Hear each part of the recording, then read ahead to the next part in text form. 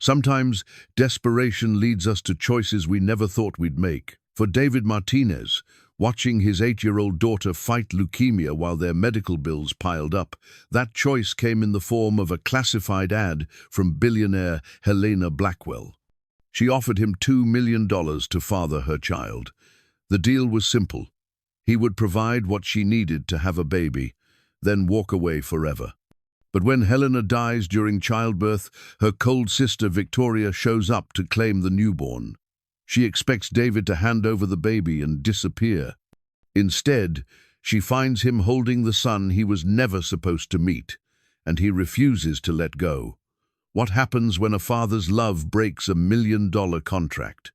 Before we jump back in, tell us where you're tuning in from, and if this story touches you, make sure you're subscribed, because tomorrow I've saved something extra special for you. David Martinez had always believed that a man's worth was measured by how well he provided for his family. At 34, his calloused hands told the story of 15 years in construction, building homes for other people's dreams, while struggling to maintain his own small corner of the world. The 2-bedroom apartment on Maple Street wasn't much to look at: faded carpet, a kitchen table that wobbled despite his repeated attempts to fix it, and windows that needed replacing before another winter, but it was home. More importantly, it was where his daughter Emma felt safe. The medication chart taped to the refrigerator had become the center of their universe. Color-coded and laminated, it tracked Emma's complex treatment schedule with military precision: morning pills at 7, afternoon injection at 2, evening medication at 6, and the dreaded weekly hospital visits that left them both emotionally drained. David had memorized every detail, every possible side effect, every hopeful statistic that Dr. Peterson shared during their appointments. Emma sat at the kitchen table now, her thin frame dwarfed by one of his old flannel shirts that she insisted on wearing because it smelled like sawdust and safety. Her once thick brown hair had grown back in patches after the initial round of chemotherapy, creating a soft fuzz that caught the morning light streaming through their east-facing window. She was working on her homework with the determined concentration that had carried her through the worst days of her diagnosis 6 months ago. "Dad, what's 7 times 8? She asked without looking up from her math worksheet. "What do you think it is, kiddo?" David replied from the stove, where he was scrambling eggs with the practiced efficiency of a man who had learned to cook out of necessity rather than passion.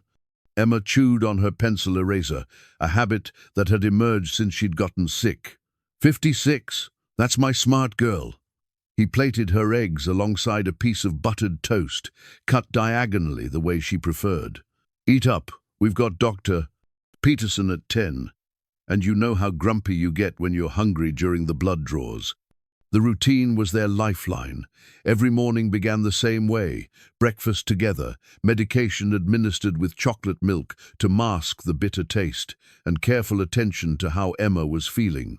David had become an expert at reading the subtle signs: the way she moved more slowly when her joints ached, how she grew quiet when nausea was setting in, the forced brightness in her voice when she was trying to protect him from her pain.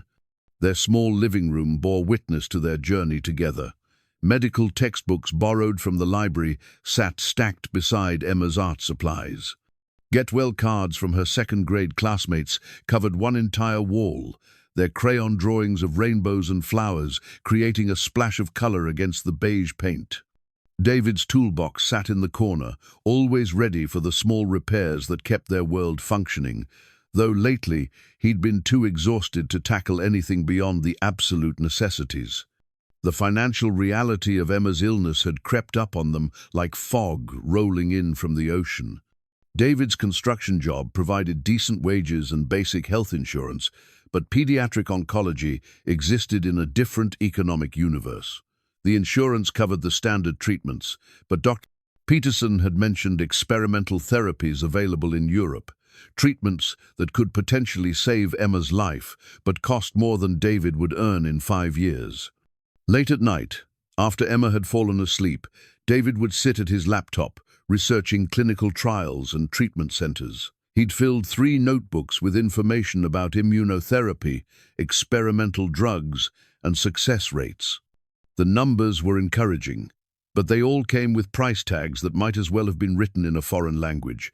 $200,000, $300,000, $500,000 for the most promising treatment in Switzerland.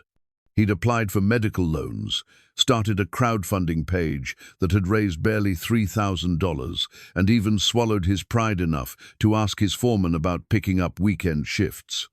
Every avenue led to the same conclusion. There wasn't enough time to earn what Emma needed, and there weren't enough miracles to go around. That's when Helena Blackwell's classified ad appeared in his life like an answer to a prayer he'd been afraid to voice. The ad itself was deceptively simple, buried in the back pages of the local paper between offers for handyman services and estate sales. Seeking biological father for planned pregnancy. Compensation, $200,000. Discretion required. Serious inquiries only. A phone number followed. Nothing more.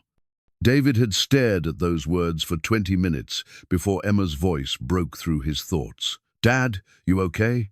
She was standing in the doorway to his bedroom, her small frame silhouetted by the hallway light. "Just reading, sweetheart. Go back to bed." But sleep hadn't come easily that night. $2 million. The number represented everything Emma needed, and more: the experimental treatments, the best doctors, travel to Switzerland if necessary, and enough left over to secure her future, regardless of what happened to him. It also represented a choice that went against every principle he'd tried to live by. 3 days passed before he made the call.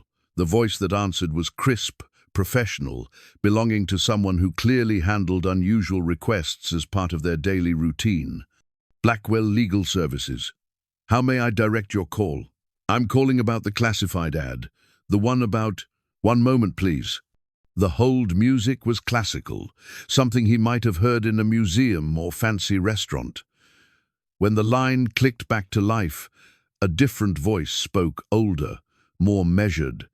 "This is Attorney James Morrison. Thank you for your interest. Before we proceed, I need to establish a few things. Are you calling on your own behalf?" "Yes." "Are you currently married or in a committed relationship?" "No. I'm a single father." "Children?" "One daughter. She's 8. Health issues, either yourself or your child." David hesitated. "My daughter has leukemia." A pause. "I see. Mr. Martinez." "David Martinez." "Mr. Martinez, my client is very specific about her requirements. This arrangement involves artificial insemination through a medical facility. There would be no physical contact between you and my client. No involvement in the pregnancy. No parental rights or responsibilities after the birth. The compensation would be paid in installments tied to specific milestones. Are you prepared to discuss this arrangement in detail?" The law office occupied the top floor of the tallest building in downtown, with windows that offered a view of the entire city spread out below like a patchwork quilt. David had never been in a space so polished, so removed from the world where he spent his days. The conference table was larger than his living room, and the leather chairs probably cost more than his monthly rent. Helena Blackwell entered the room like winter itself, elegant, untouchable, and somehow lonely, despite her obvious wealth. She appeared to be in her late 30s, with silver-streaked dark hair pulled back severely, and eyes that seemed to catalogue everything without revealing anything in return. Her handshake was firm but brief, and she took the seat across from him with the careful precision of someone accustomed to controlling every aspect of her environment. "Mr. Martinez," she said, her voice carrying the trace of an accent he couldn't identify. "Thank you for coming. James has explained the basic terms?" "He has." "Good. I believe in directness, so let me be clear about my expectations. I want a child, and I want that child to have the best possible genetic foundation. Your background check revealed excellent health, strong family history, and forgive the clinical nature of this desirable physical characteristics." David felt heat rise in his cheeks, but Helena continued without pause. I'm 39 years old. I've experienced multiple pregnancy losses, and my doctors believe this may be my final opportunity for a successful pregnancy. I cannot afford emotional complications or legal challenges after the birth. The contract you'll sign today ensures that you'll have no claim to this child, no knowledge of the pregnancy's progress, and no contact with me or the child after today. She slid a thick document across the table.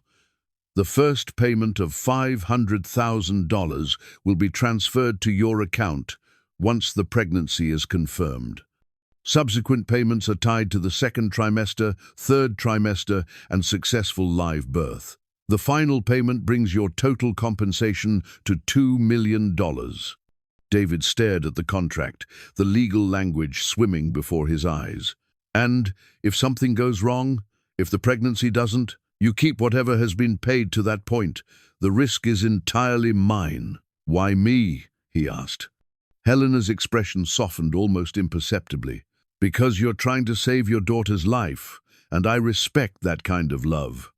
Because you're not doing this from greed, but from desperation, which makes you trustworthy. And because, she paused, seeming to choose her words carefully, because I believe that children born from such deep motivation are blessed with something special. The signing took less than 10 minutes. David's signature felt heavier than any contract he'd ever signed, carrying the weight of Emma's future and his own moral uncertainty. Helena shook his hand once more, wished him well with his daughter's treatment, and disappeared behind a door marked "Private" without looking back. The first payment arrived in his account within 24 hours, appearing as an electronic transfer that transformed his empty checking account into something that could actually save Emma's life. That night, he held his sleeping daughter a little longer than usual, whispering promises about Switzerland and miracle treatments and all the tomorrows they were going to share together. He never imagined that less than 8 months later, he'd be holding a different child, one who carried his DNA and Helena's desperate dreams while facing a woman who looked at him as if he were stealing her birthright. The call came at 3:17 in the morning, piercing through David's sleep like a blade. He'd been dreaming about Emma's laughter, the sound she made when she was truly happy, not the careful, protective joy she'd learned to display during her illness, but the unreserved delight of a healthy 8-year-old discovering something wonderful. The harsh buzz of his phone shattered that precious moment, dragging him back to a reality where such calls could only mean one thing. Mr. Martinez. The voice was professional but strained, belonging to someone who delivered difficult news as part of their job. This is Dr. Sarah Chen from St. Mary's Hospital. I'm calling regarding Helena Blackwell. David sat up so quickly that his head spun. According to their contract, he shouldn't be receiving this call. Helena's pregnancy was supposed to remain completely separate from his life, a clinical transaction that began and ended with his signature on legal documents. Is everything what's wrong? Ms. Blackwell experienced sudden cardiac arrest approximately 2 hours ago. We performed an emergency cesarean section to deliver the baby. The infant is stable, but Ms. Blackwell, Dr. Chen's pause carried the weight of practiced compassion. I'm sorry, Mr. Martinez. We weren't able to save her. The words hit him like a physical blow. Helena Blackwell, the woman who had sat across from him in that gleaming conference room with such controlled determination, was gone.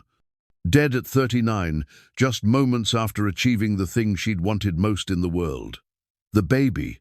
A healthy boy, born at 39 weeks and 2 days, 5 pounds, 8 ounces. He's in the NICU as a precaution, but his vital signs are strong.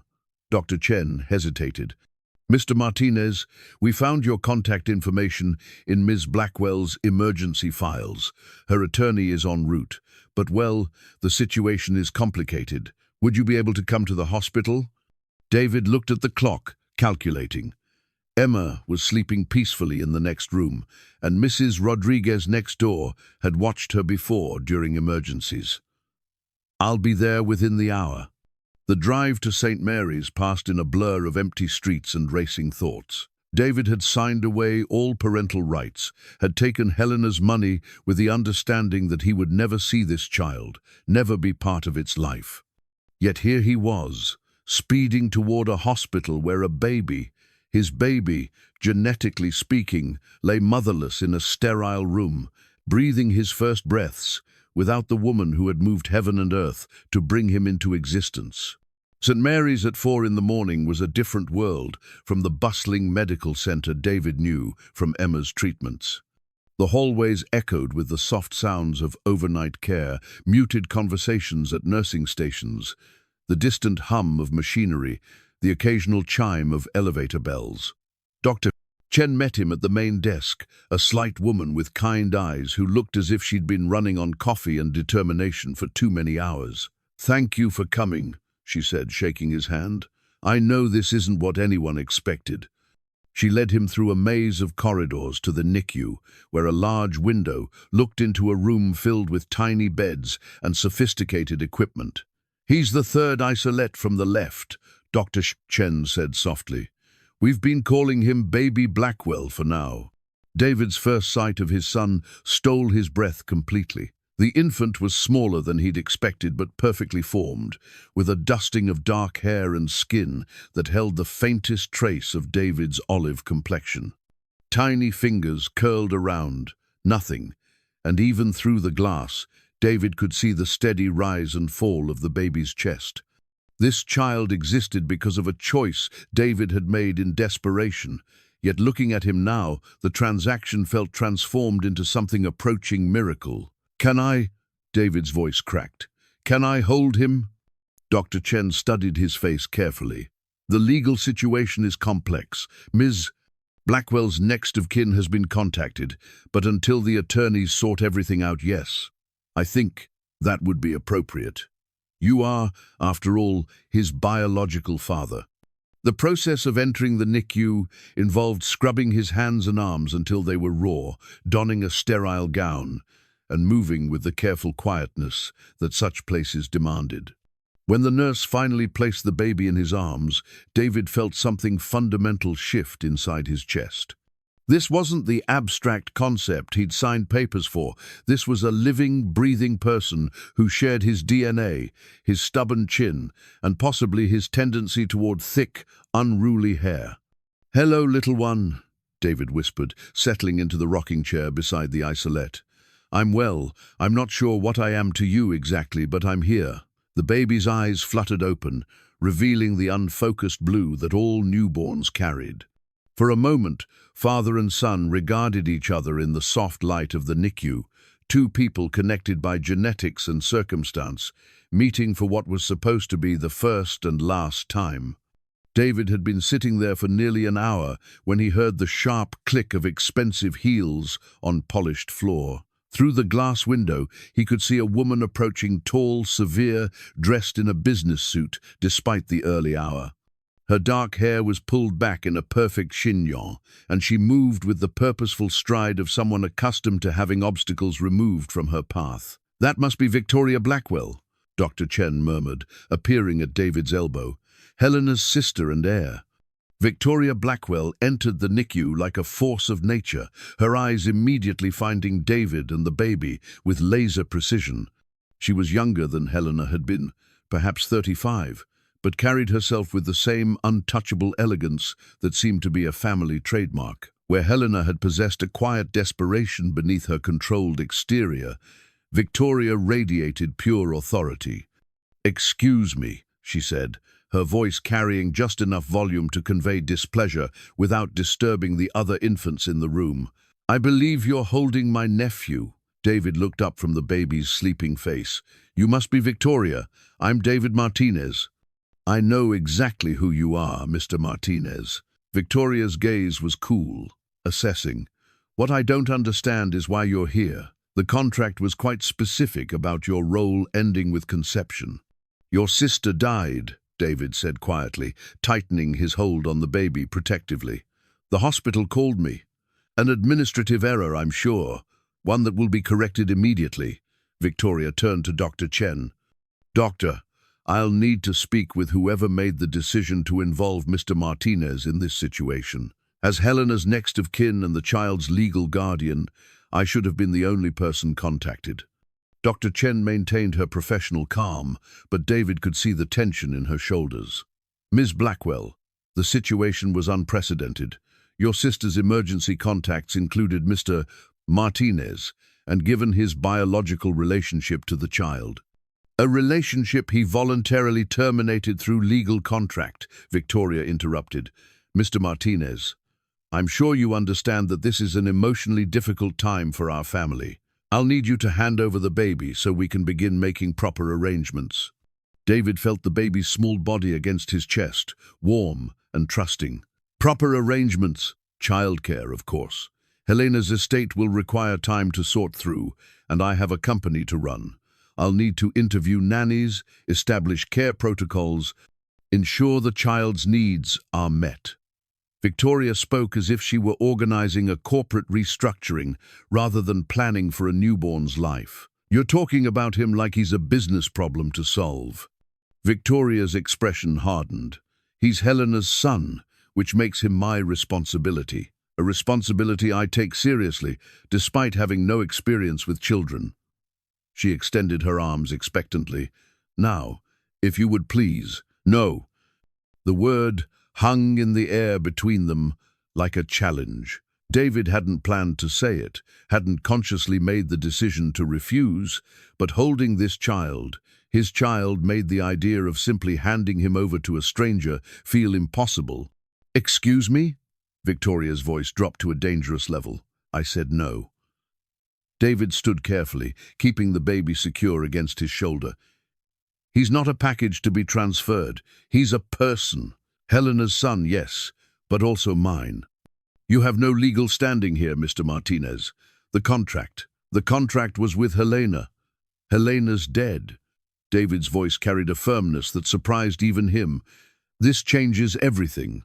Victoria stepped closer, and David caught a hint of expensive perfume mixed with the coffee she'd probably been drinking through the night.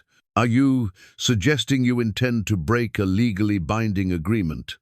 Because I should warn you, Helena's estate has considerable resources to enforce that contract. I'm suggesting that maybe we need to figure out what's best for him, not what's most convenient for either of us. For the first time since entering the room, Victoria seemed momentarily off balance. She looked at David holding the baby, at Dr. Chen watching the exchange with obvious concern, at the other tiny patients sleeping in their isolates despite the tension crackling around them. Dr. Chen, Victoria said finally, how long before the baby can be discharged? Assuming continued progress, perhaps 3 to 5 days. We want to monitor his feeding and weight gain. Ensure there are no complications from the emergency delivery. Victoria nodded curtly. Fine. Mr. Martinez, you have until discharge to come to terms with reality. This child belongs with Helena's family, not with a stranger who happened to contribute genetic material. I suggest you use that time to consult with an attorney about the consequences of violating your contract. She turned to leave, then paused at the door. And Mr. Martinez, don't mistake desperation for parental instinct. You needed money to save your daughter. Helena needed a child to fill an empty life. Now, you both have what you wanted. Don't complicate it with sentiment. After Victoria left, the NICU felt simultaneously more peaceful and more fragile. David settled back into the rocking chair, studying the baby's face for signs of the woman who had brought him into existence, and the stranger who now claimed him. What do you think, little guy? He whispered. Think your Aunt Victoria's going to figure out that love isn't something you can schedule or delegate? The baby slept on, oblivious to the legal and emotional storm swirling around his tiny existence, while David held him close and wondered how a simple business transaction had become the most complicated decision of his life. Victoria Blackwell had built her reputation on solving problems efficiently and without emotion. As the CEO of Blackwell Industries, she'd navigated hostile takeovers, labor disputes, and board rebellions with the same cool precision that had earned her a corner office on the 42nd floor and a reputation for being brilliant but ruthless. Yet standing in the hospital parking garage at dawn, she found herself completely unprepared for the problem of David Martinez. The man was supposed to have been a simple transaction, a means to an end that Helena had orchestrated with typical thoroughness. According to the extensive background check Victoria had now reviewed 3 times, David Martinez was exactly what Helena had wanted: healthy, intelligent, financially motivated, and desperate enough to walk away cleanly. Instead, Victoria had found him in the NICU, looking at Helena's baby, as if the child was the answer to a question he'd been asking his entire life. She sat in her BMW, engine running but going nowhere, and pulled out the diary that the surrogate mother had left behind. Janet Morrison had carried Helena's baby for 9 months, documenting the experience in a leather-bound journal that Helena's attorney had discovered among the woman's personal effects at the hospital. Victoria had initially planned to dispose of it. Unread, the emotional complications of pregnancy were exactly the kind of messiness she preferred to avoid. But something about David's protective stance over the baby had made her curious about the human elements she'd been trained to ignore. The diary revealed a side of Helena that Victoria had forgotten existed. Janet Morrison wrote about her conversations with Helena during doctor visits, noting how the usually controlled woman would soften when discussing the baby's development. "She asked me today if I could feel him moving," one entry read. "When I took her hand and placed it on my stomach, she actually cried. I've never seen someone so desperate to connect with their unborn child." Victoria closed the diary and stared through her windshield at the hospital building where her nephew lay sleeping. When had Helena become so lonely that she'd resorted to buying a baby from a stranger? More importantly, when had Victoria become so absorbed in corporate success that she'd failed to notice her sister's pain? The Blackwell family had never been warm. Their parents had died when Victoria was 22 and Helena was 19, leaving behind a manufacturing empire and 2 daughters who'd learned to value achievement over affection. Victoria had thrown herself into business school and corporate climbing, while Helena had pursued advanced degrees in art history and traveled extensively, always searching for something she could never quite name. Their relationship had devolved into obligatory holiday dinners and brief phone calls, 2 women who shared genetics and little else. Now Helena was gone, and Victoria was responsible for a child she'd never wanted, and a man who clearly had no intention of honoring his contract. Her phone buzzed with a text message from her assistant. "Board meeting moved to 10 a.m. Patterson Industries response needed by noon. Goldman wants to discuss merger terms at 2 p.m. Victoria stared at the messages, normally her lifeline to a world that made sense, and felt nothing but exhaustion. How was she supposed to negotiate multi-million-dollar deals when she couldn't even figure out how to handle one stubborn construction worker and a baby who weighed less than her laptop? Back in the NICU, David was discovering that newborns didn't follow convenient schedules. The baby, he'd started thinking of him as Michael, though he had no right to name him, had been awake for the past hour, fussing quietly and refusing the bottle that the nursing staff had provided. David had changed his diaper twice, tried rocking him, singing softly, and even walking the length of the NICU, but nothing seemed to settle the infant's general dissatisfaction with the world. "He's probably picking up on the tension," suggested Nurse Patricia, a woman in her 50s who'd been caring for premature and at-risk babies for over 20 years. "Newborns are more sensitive to emotional atmospheres than people realize." "What kind of tension?" David asked, though he knew exactly what she meant. "The kind that comes from uncertainty about the future. Babies need to feel secure, even when they're too young to understand what security means." Patricia checked Michael's chart, noting his feeding times and diaper changes with practiced efficiency. "You've been here almost constantly since yesterday. Your daughter must be wondering where you are." David felt a stab of guilt. Emma had been staying with Mrs. Rodriguez, their elderly neighbor who'd become something of a surrogate grandmother since Emma's diagnosis. He'd called every few hours to check in, but Emma had grown increasingly quiet during their conversations, a sure sign that she was worried about something she didn't want to burden him with. "She is," he admitted, "but I can't just leave him here alone." "He's not alone. He has excellent medical care, and that's not the same thing." David shifted Michael to his other arm, noting how the baby immediately calmed at the sound of his voice. "He doesn't have anyone who belongs to him." Patricia smiled knowingly. "Except you, apparently. I'm not supposed to belong to him. Legally, I signed away any claim.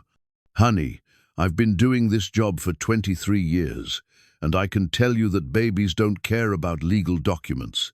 They care about who shows up, who holds them when they're scared, and who makes them feel safe." She gestured toward the window, where Victoria could be seen approaching with a woman who was clearly an attorney based on her briefcase and severe expression. "And right now, you're the one making this little guy feel safe." Victoria entered the NICU, flanked by her legal representation, Margaret Thornfield, senior partner at Thornfield, Williams, Associates, and the woman who'd handled Helena's estate planning. Margaret was in her 60s, with silver hair and the kind of presence that made opposing counsel reconsider their strategies before speaking. She took one look at David holding the baby and pursed her lips in obvious disapproval. "Ms. Blackwell," Margaret said in a voice that carried clearly across the quiet room, "this situation is more complicated than we initially realized." Victoria kept her distance from David and the baby, as if proximity might somehow contaminate her with unwanted emotion. "How complicated?" "Helena's will contains several unusual provisions that weren't part of the original surrogacy contract. It appears she made some last-minute changes to her estate planning that directly affect the child's custody arrangements." David looked up from Michael's sleeping face. "What kind of provisions?" Margaret opened her briefcase and withdrew a thick document. "Mr. Martinez, while your original contract terminated your parental rights, Helena's will specifically names you as a secondary guardian in the event of her death. It seems she anticipated the possibility that her own demise might leave the child in an uncertain position." "That's impossible," Victoria said. "Helena never mentioned. Your sister was a very private person when it came to her personal affairs." Margaret interrupted. "She updated her will 6 weeks ago, adding provisions that give Mr. Martinez legal standing to contest any custody arrangements he deems unsuitable for the child's welfare." The words hit Victoria like a physical blow. Helena had planned for this contingency, had deliberately created a legal framework that prevented Victoria from simply taking the baby and disappearing into her corporate world. "She knew," Victoria whispered. "She knew I'd try to handle this like a business transaction." Margaret nodded. Helena was very specific about wanting the child raised with what she called authentic emotional connection. The will includes detailed instructions about the importance of love over convenience, family bonds over financial stability. David stood carefully, still holding Michael against his chest. "What does this mean exactly?" "It means," Margaret said, "that any custody arrangement must take into account your wishes as the child's biological father and secondary guardian. Ms. Blackwell cannot unilaterally make decisions about the baby's care without your input and agreement." Victoria felt the ground shifting beneath her feet. She'd come to the hospital expecting to collect her nephew and arrange for his care like any other family responsibility.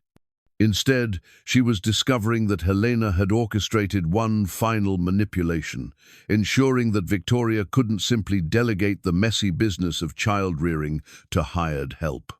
"There's more," Margaret continued. "Helena's estate is substantial, but the funds designated for the child's care are held in trust with specific conditions. The money can only be accessed for the baby's benefit, and both guardians must agree on how it's spent." "Both guardians?" Victoria's voice was barely above a whisper. "Helena named you as primary guardian, given your family connection and financial resources, but she named Mr. Martinez as secondary guardian with equal decision-making authority regarding the child's emotional and developmental needs." Margaret closed the file with a decisive snap. Essentially, you'll need to work together. The NICU fell silent, except for the soft beeping of monitors and the gentle whoosh of ventilation systems. David looked at Victoria, seeing her perfect composure finally crack around the edges.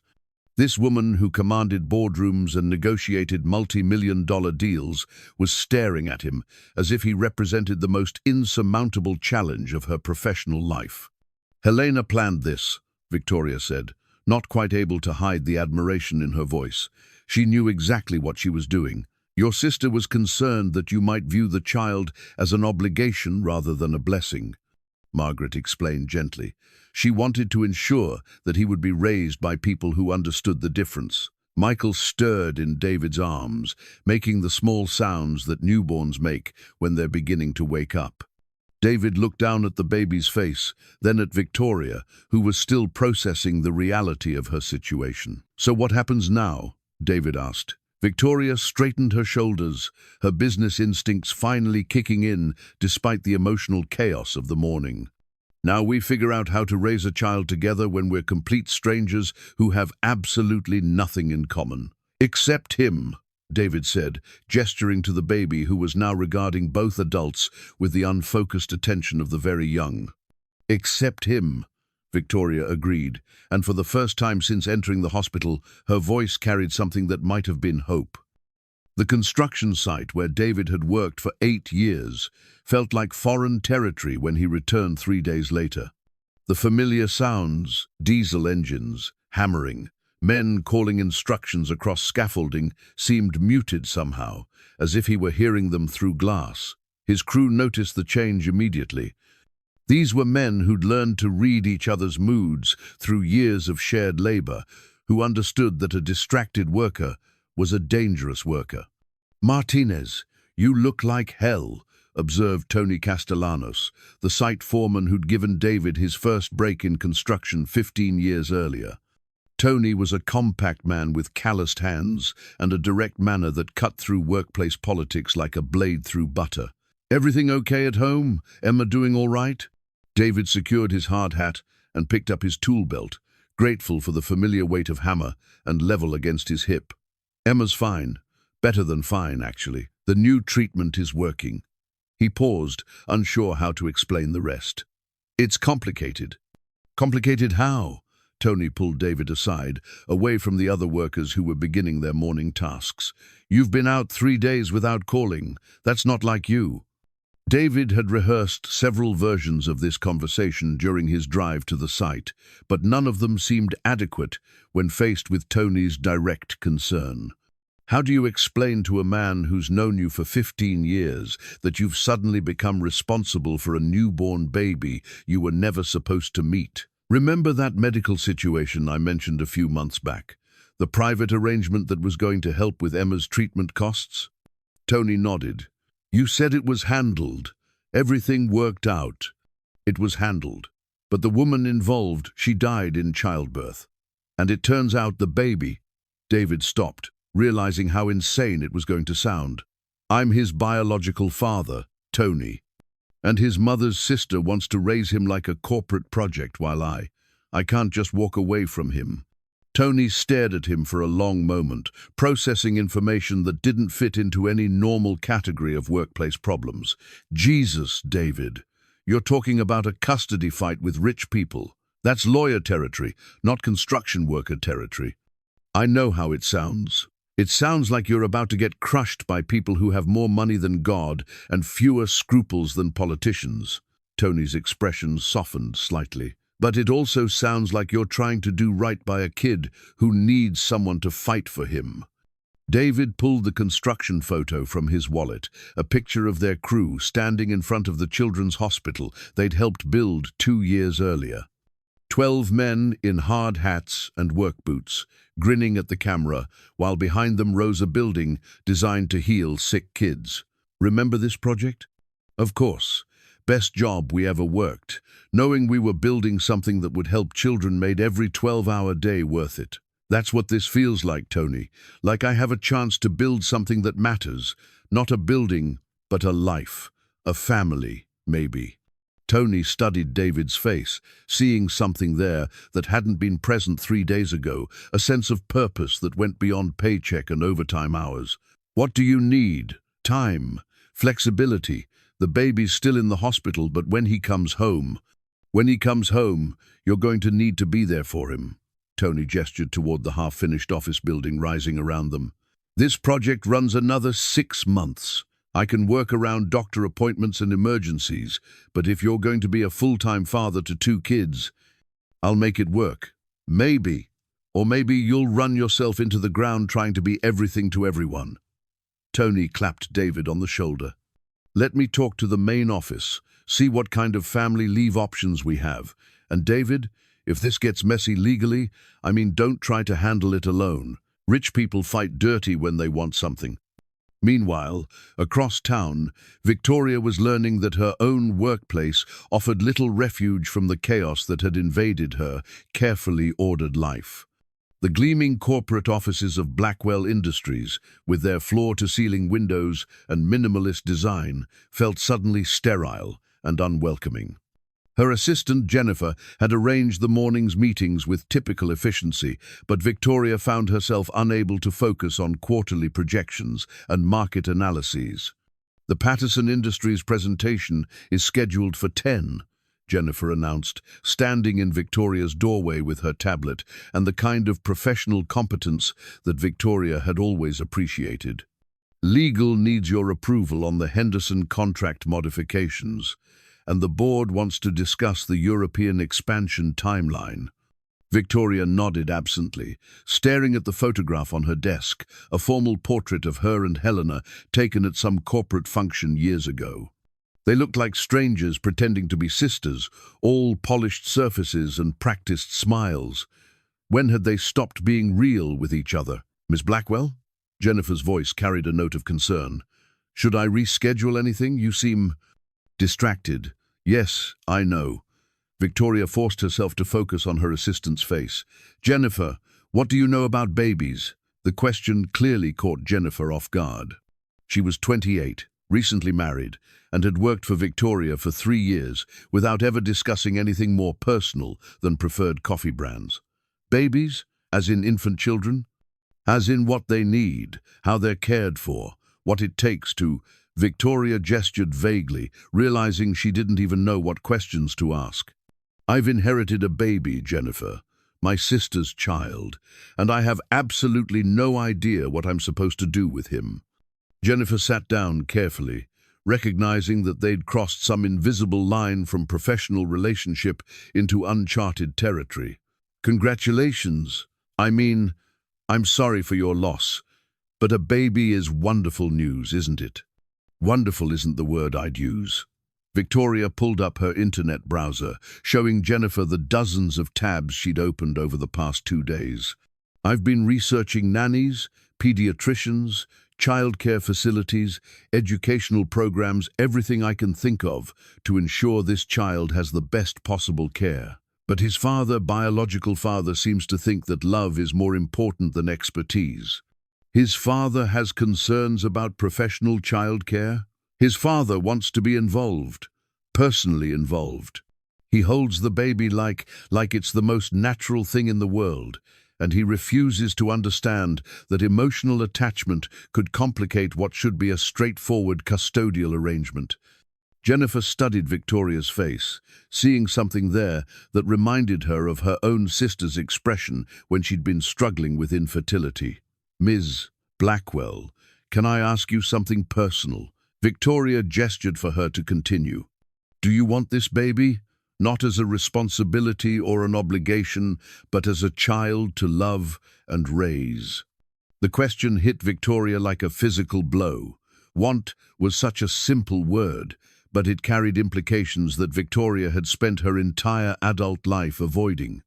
Wanting things, really wanting them, meant accepting the possibility of loss, disappointment, vulnerability. Her career success had been built on strategic thinking, not emotional desire. I don't know, Victoria admitted. I don't know how to want something like that. Maybe that's where you start, Jennifer suggested gently. Maybe instead of researching the best professional care, you figure out whether you want to provide the care yourself. Victoria's phone rang, interrupting the conversation. The caller ID showed St. Mary's Hospital, and Victoria felt her stomach tighten with anxiety. "Ms. Blackwell, this is Dr. Chen. I wanted to let you know that the baby is ready for discharge tomorrow morning. His weight gain has been excellent, and all his systems are functioning normally." "Tomorrow?" Victoria felt panic rising in her chest. "But we haven't figured out the arrangements yet. Mr. Martinez has been here most of the day. He's quite capable with infant care, and the baby responds very well to him. Perhaps you could discuss the transition plans together." Victoria closed her eyes, imagining David Martinez in the NICU, probably holding Helena's baby with the same protective tenderness she'd witnessed yesterday. "Dr. Chen, in your professional opinion, what do babies need most in their first few weeks of life?" "Consistency, Ms. Blackwell. Routine feeding, diaper changes, safe sleep environments, but most importantly, they need to feel secure with their caregivers. Babies thrive when they're cared for by people who are emotionally invested in their well-being." After ending the call, Victoria stared at her computer screen, where email notifications were piling up, like digital accusations of neglect. Board meetings and merger discussions suddenly seemed abstract compared to the reality of a 5-pound baby who would need someone to care for him every few hours, around the clock, for the foreseeable future. "Jennifer," she said finally, "clear my calendar for the rest of the week, the entire week. But the Patterson presentation, reschedule everything. I need to learn how to take care of a baby." That evening, David brought Emma to the hospital to meet her baby brother. The 8-year-old had been asking questions non-stop since David had explained the situation, her natural curiosity combining with the emotional intelligence that serious illness had forced her to develop early. "Is he going to live with us?" Emma asked as they walked through the hospital corridors. "I don't know yet, sweetheart. It's complicated. Because of the lady who wants to take him away?" David paused, considering how to explain adult complexities to a child who'd already learned too much about life's unfairness. "Because his mother, the woman who wanted him to be born, she died. And now the people who loved her are trying to figure out how to take care of him the way she would have wanted." Emma processed this information with the seriousness that had become characteristic of her personality since her diagnosis. "Do you love him, Dad?" The question stopped David in his tracks. Love was such a big word, implying permanence and commitment that went far beyond biological connection. Yet watching Michael sleep, feeling the baby's complete trust when he held him, David had experienced something that felt very much like love. "I think I do, Em. I think I love him very much. Then he should stay with us. That's how families work." In the NICU, Emma approached her baby brother with the careful reverence she'd learned to apply to fragile things. Michael was awake, looking around with the unfocused attention of the very young, and when Emma spoke to him in the soft voice she used for sick animals and broken toys, he turned toward the sound. "Hi, baby brother," Emma whispered, settling into the chair beside David. "I'm Emma. I'm going to teach you lots of stuff when you get bigger, like how to build blanket forts and which cereal tastes best with chocolate milk." David watched his daughter fall in love with the baby who might or might not become part of their family, and felt his own resolve solidifying. Tomorrow Michael would leave the hospital, and someone would need to take him home. David looked around the NICU, at the tiny patients fighting for life with the help of machines and medicine, and thought about all the children who needed someone to fight for them. Michael made a small sound, and Emma giggled with delight. "Dad, I think he likes me." "I think he does too, sweetheart." Through the window, David could see Victoria approaching with what appeared to be several shopping bags and an expression of determined uncertainty. She'd come prepared for something, though David wasn't sure what. As she entered the NICU, her eyes immediately found the scene of Emma talking softly to Michael, while David watched with obvious pride. For the first time since they'd met, Victoria's perfect composure showed cracks around the edges, not from anger or frustration, but from something that looked remarkably like longing. Victoria had spent her entire adult life solving complex problems through research, analysis, and strategic thinking.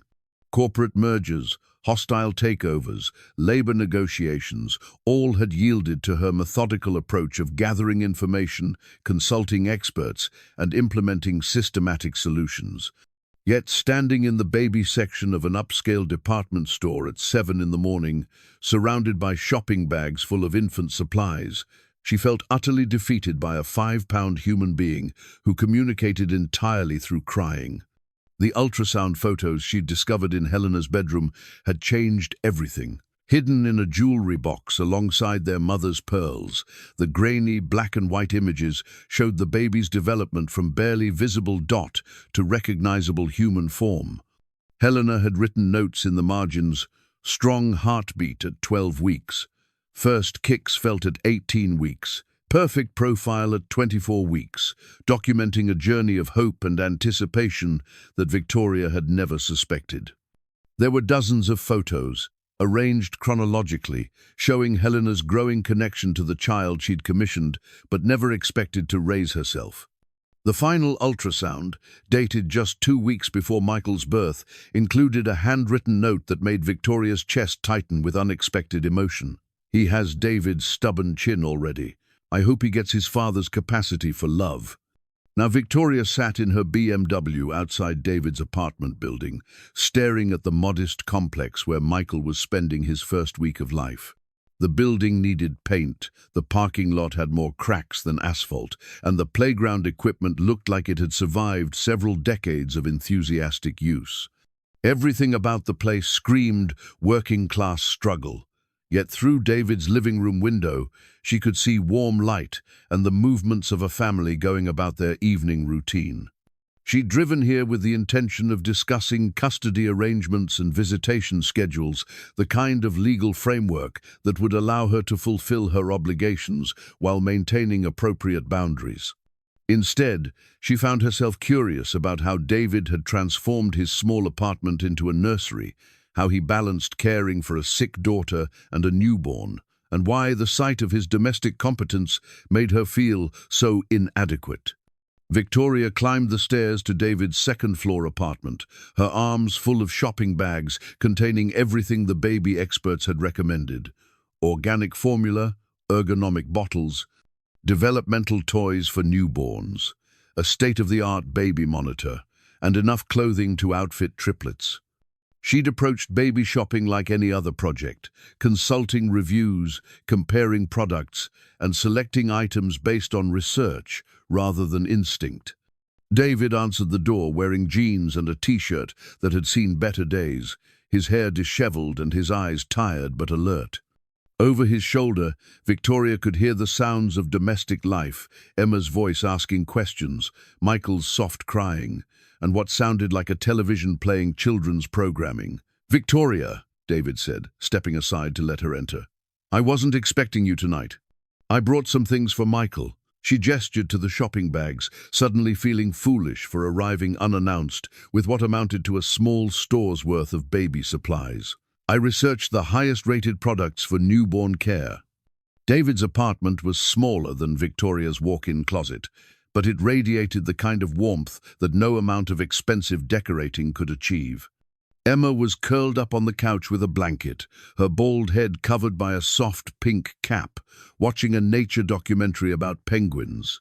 Michael lay in a bassinet that David had clearly assembled himself, surrounded by the careful arrangements of someone learning parenthood through trial and error.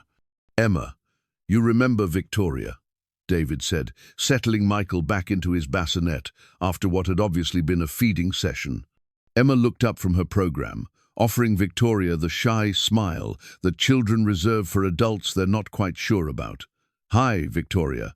Dad says you're Michael's aunt." "That's right." Victoria set down her shopping bags, unsure of the protocol for interacting with an 8-year-old who'd been thrust into the role of big sister. "How is he settling in?" "He cries a lot at night, but Dad says that's normal for babies. I help with diaper changes and bottle feeding." Emma's voice carried the pride of someone who'd been given important responsibilities. "Dad taught me how to support his head properly." Victoria watched David move around the small space with practiced efficiency, tidying up bottles and burp cloths while keeping one eye on Michael and the other on Emma.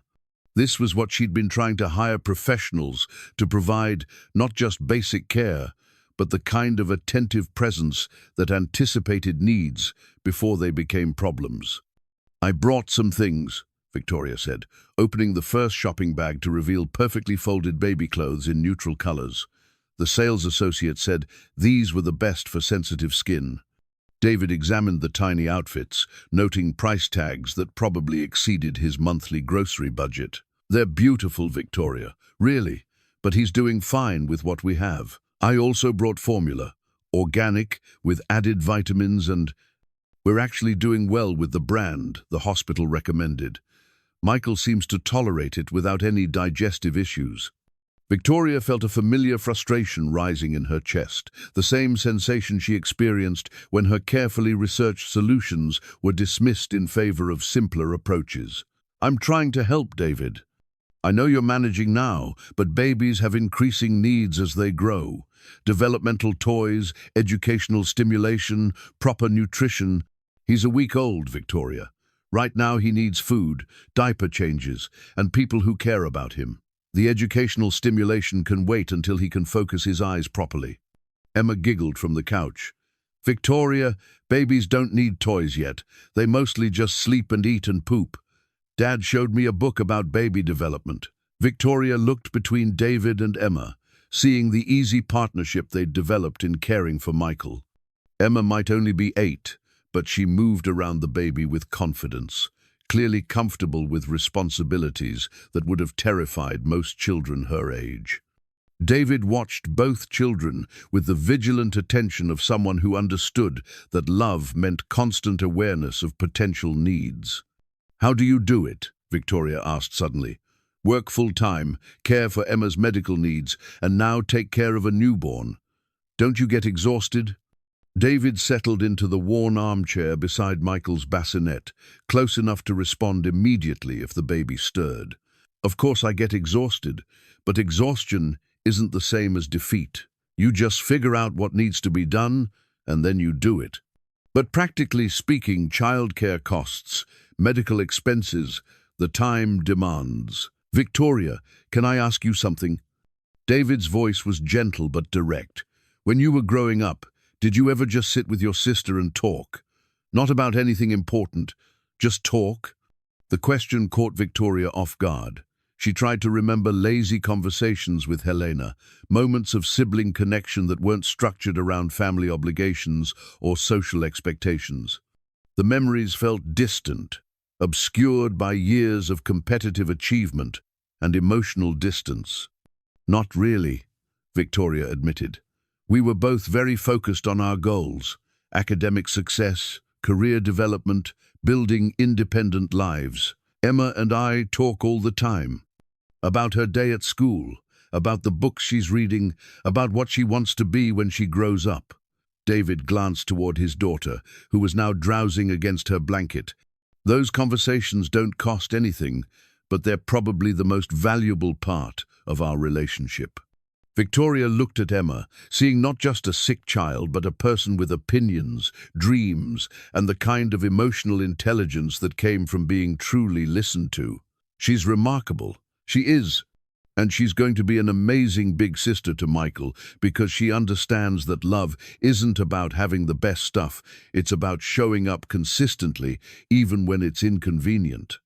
Michael stirred in his bassinet, making the small noises that indicated he was waking up. David stood immediately, lifting the baby with the fluid motion of someone who'd already learned to read infant cues. Victoria watched, fascinated despite herself, as Michael immediately relaxed in David's arms. "Would you like to hold him?" David asked. Victoria felt panic flutter in her chest. I'm not good with babies." "Nobody's good with babies until they practice. He's sturdier than he looks." Before Victoria could protest further, David was transferring Michael to her arms, positioning her hands to support the baby's head and body.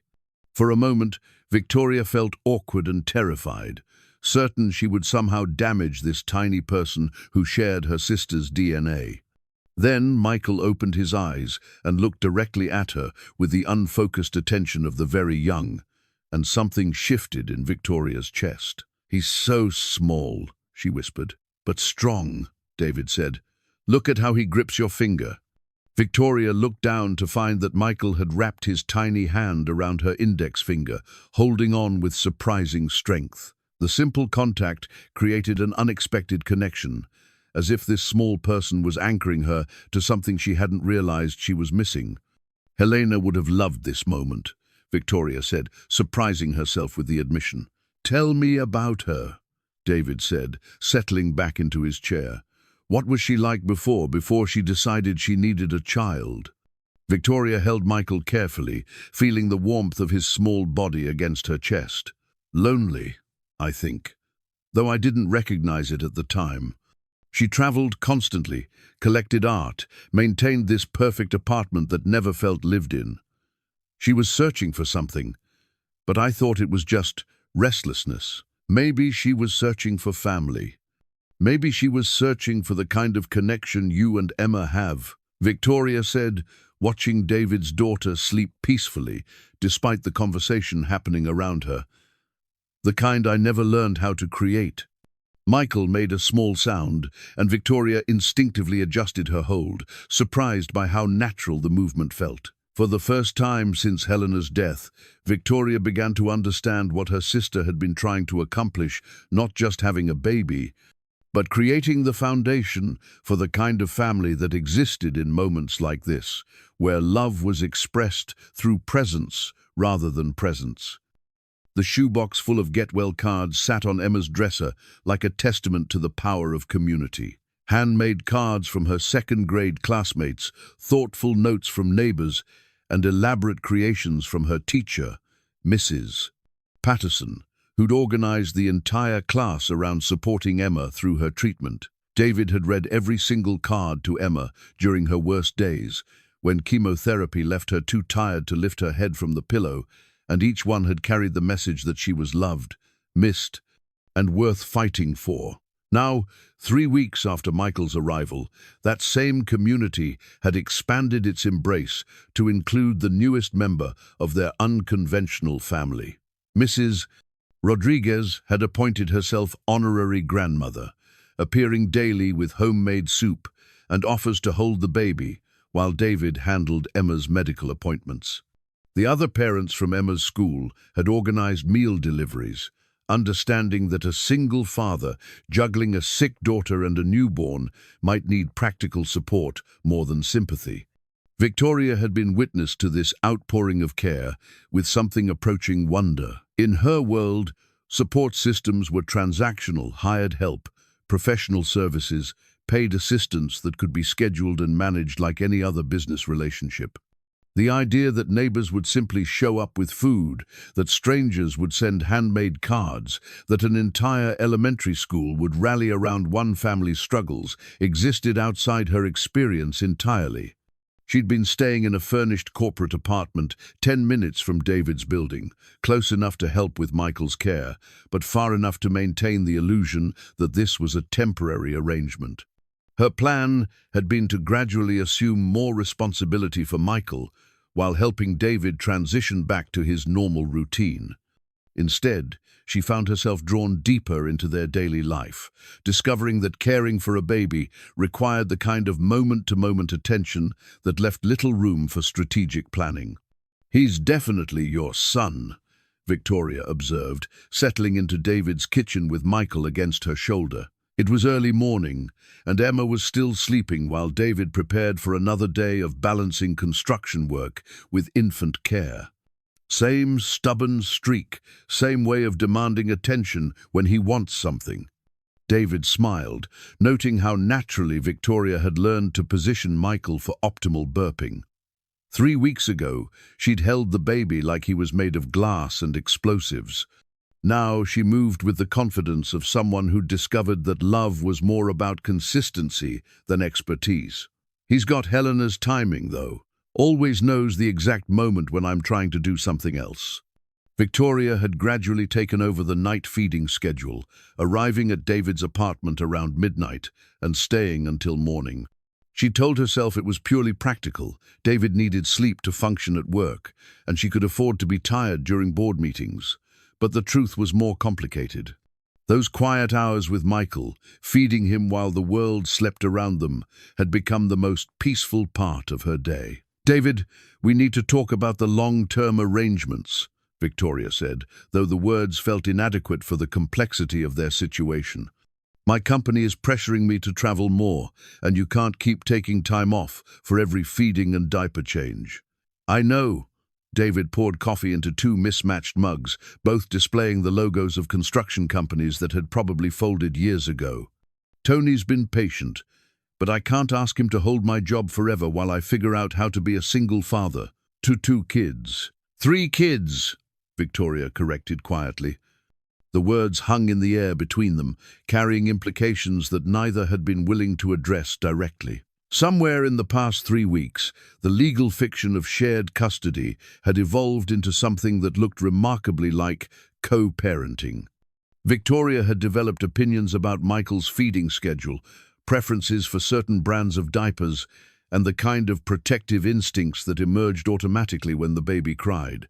Emma appeared in the kitchen doorway, her thin frame wrapped in the oversized bathrobe that David had bought during her first hospital stay. Her hair was growing back in uneven patches, but her eyes were bright with the alertness that had returned as her latest treatment round began showing success. "Is Michael being fussy again?"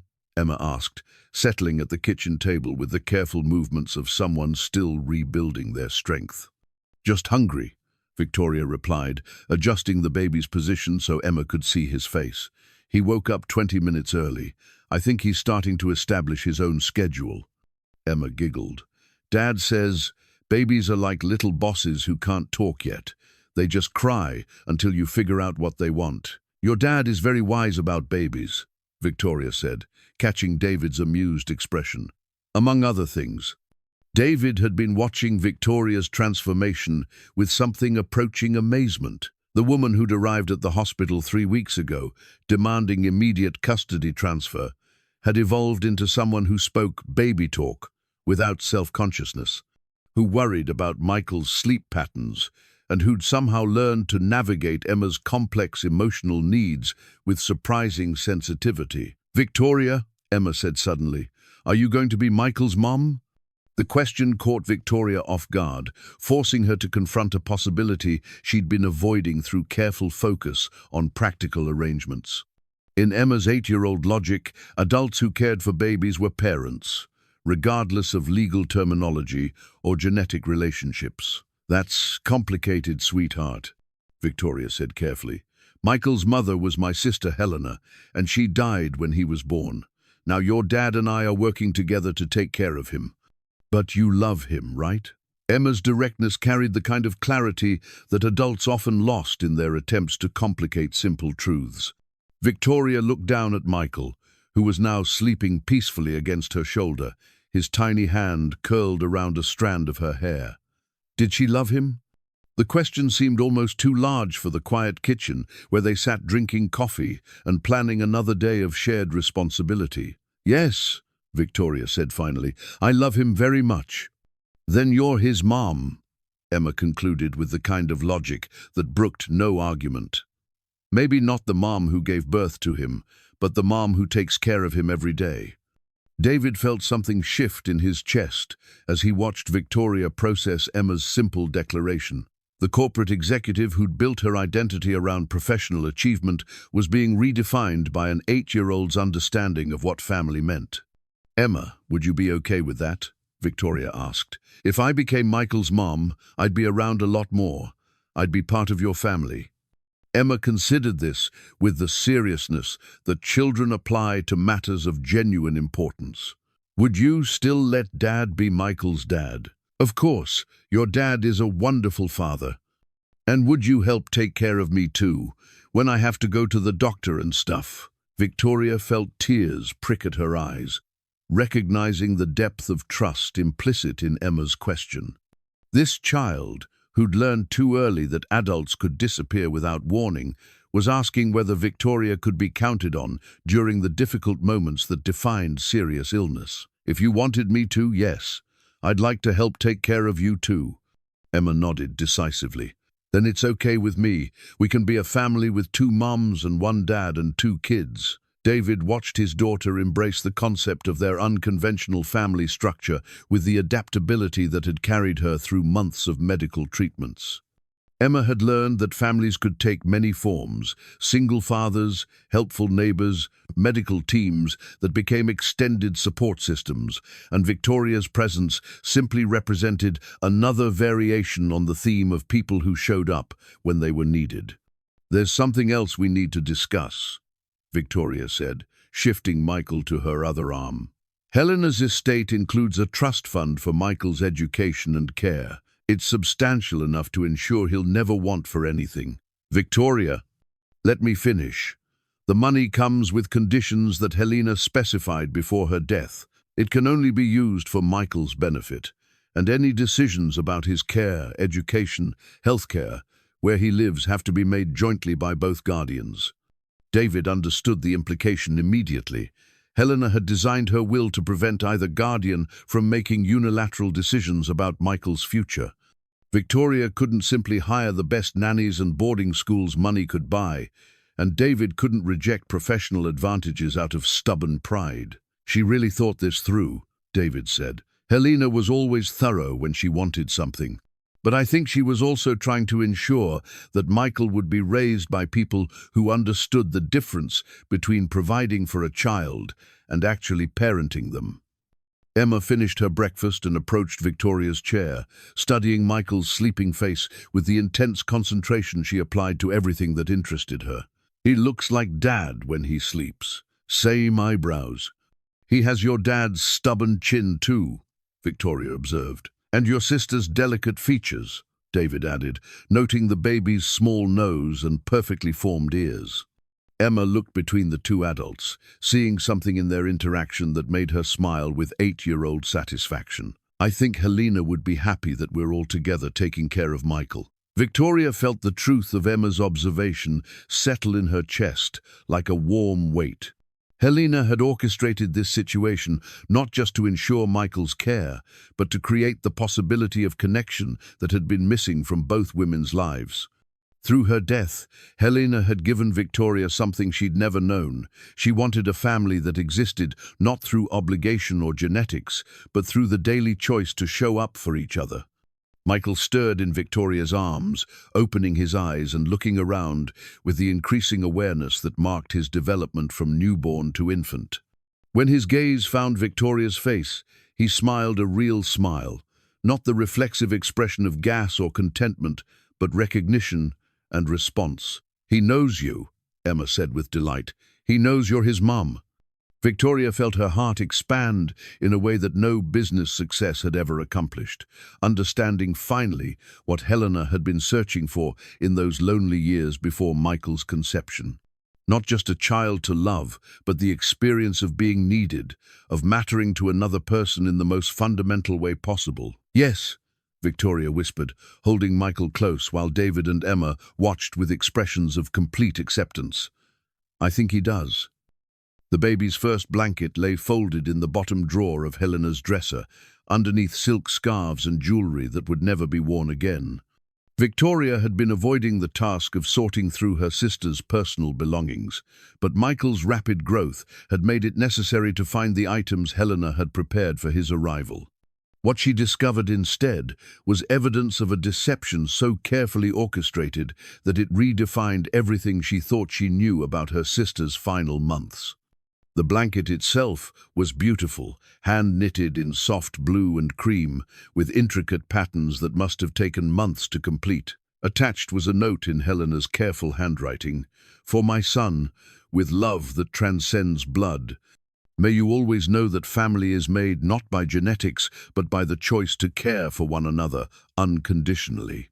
But beneath the blanket, Victoria found something that stopped her cold, a manila envelope marked, "For Victoria to be opened after my death." Inside were medical records, legal documents, and a letter written in Helena's voice, but revealing a truth that Victoria had never suspected. The letter began simply, "My dear sister, if you are reading this, then my plan has worked exactly as I hoped, though not as I originally intended."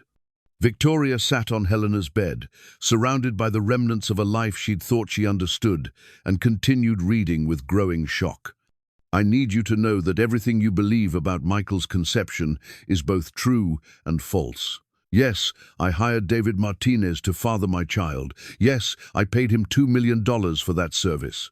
But what you don't know, what no one knows except my doctors, is that I was dying when I made that arrangement." Victoria's hands began to shake as she absorbed the implications of Helena's words. "I was diagnosed with stage 4 pancreatic cancer 13 months ago. The doctors gave me 6 to 9 months to live. I chose not to tell you because I knew you would insist on experimental treatments, second opinions, trips to specialized clinics, all the things that corporate executives do when faced with problems that money should be able to solve. But some problems can't be solved, Victoria. They can only be accepted." The medical records confirmed everything Helena had written. Oncology reports, tumor markers, treatment plans that focused on comfort rather than cure. Helena had been dying from the moment she'd placed that classified ad, working against a timeline that made her decision to have a child not selfish, but desperate. "I didn't want a baby to fill my empty life, Victoria. I wanted a baby to fill yours." Victoria felt the room spin around her as she understood the true scope of Helena's manipulation. "I've watched you build a brilliant career and a successful company, but I've also watched you become increasingly isolated from any kind of meaningful human connection. You work 16-hour days because you don't have anyone waiting for you at home. You've never learned to love something more than you love control." The letter continued with painful honesty. "I knew that if I simply died and left you my estate, you'd donate the money to charity and continue living your careful, emotionally protected life. But if I died and left you a baby who needed not just financial support but daily care, emotional connection, and the kind of love that requires vulnerability, you might finally understand what you've been missing." Victoria set down the letter, her mind racing to reconstruct Helena's final months with this new information. The surrogacy arrangement hadn't been about Helena's desire for motherhood, it had been about Victoria's need for family. Helena had engineered the entire situation, including David's involvement, as an elaborate gift to the sister she was about to leave behind. But there was more. Victoria picked up the letter again, finding that Helena had anticipated even this moment of discovery. "I know you're probably feeling manipulated right now, and you have every right to be angry with me. But before you decide that this was simply another one of my dramatic gestures, I need you to understand something about David Martinez." Helena's handwriting grew shakier as the letter progressed, evidence of declining health during its composition. "I didn't choose David randomly. I spent months researching potential fathers, but David was the only one who reminded me of you, not physically, but emotionally. He's someone who's learned to love completely despite loss, who puts his child's needs above his own comfort, who understands that being a parent means showing up every day, regardless of how you feel." Victoria thought about David's devotion to Emma, his instinctive care for Michael, his ability to create warmth and security in a 2-bedroom apartment with second-hand furniture. "I chose David because I hoped that learning to co-parent with him would teach you what I never could. That love isn't about control or perfection or having all the answers. It's about choosing to be present for another person even when that presence requires you to change everything about how you live your life." The letter's final paragraph made Victoria understand the full complexity of Helena's plan. "The will I wrote includes provisions that require you and David to make decisions about Michael together, because I knew that raising a child would force you to practice collaboration, compromise, and trust, all the things you've spent your career avoiding. I designed the financial arrangements to ensure that neither of you could simply buy your way out of the messy daily work of being a family." Victoria reached for the final document in the envelope, an addendum to Helena's will that she'd never seen before. In it, Helena had left specific instructions that the trust fund for Michael's care included provisions for Emma's medical expenses, David's living costs, and Victoria's gradual transition away from full-time corporate work. "I don't expect you to become a traditional stay-at-home mother, Victoria, but I hope you'll discover that there's more than one way to be successful and that the most important achievements can't be measured in quarterly reports." The hidden will also revealed that Helena had arranged for her personal journals to be given to Victoria after Michael's first birthday, documenting not just her illness, but her growing understanding of what family meant and her regrets about the emotional distance that had characterized their relationship. Victoria sat in Helena's bedroom, surrounded by evidence of the most elaborate and loving deception she'd ever encountered. Her sister had spent the final months of her life orchestrating a situation that would force Victoria to confront everything she'd been avoiding: vulnerability, dependence, the terrifying possibility that love might be more important than achievement. The sound of her phone ringing broke through Victoria's shock. David's name appeared on the screen, and she answered automatically. "Victoria? Is everything okay? You sound—" "I'm at Helena's apartment, I found." Victoria's voice cracked. "David, I found letters from Helena. She knew she was dying when she hired you." Silence on the other end of the line, then David's voice, careful and quiet. "What do you mean?" "I mean, she had pancreatic cancer.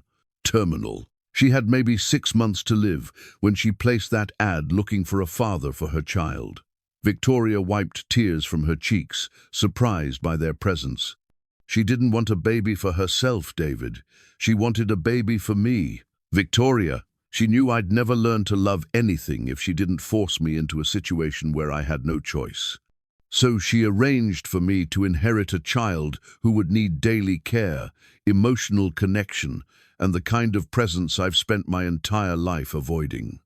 Victoria could hear Michael's soft sounds in the background, the domestic noises of David's apartment that had become so familiar over the past month. "She chose you specifically because she thought you could teach me how to be a parent, how to put someone else's needs first." "How to?" Victoria stopped, overwhelmed by the magnitude of Helena's sacrifice. "How to love," David finished quietly. "She gave up her last months of life to orchestrate our meeting. She died so that Michael could bring us together, could create the family she thought I needed, but would never choose for myself."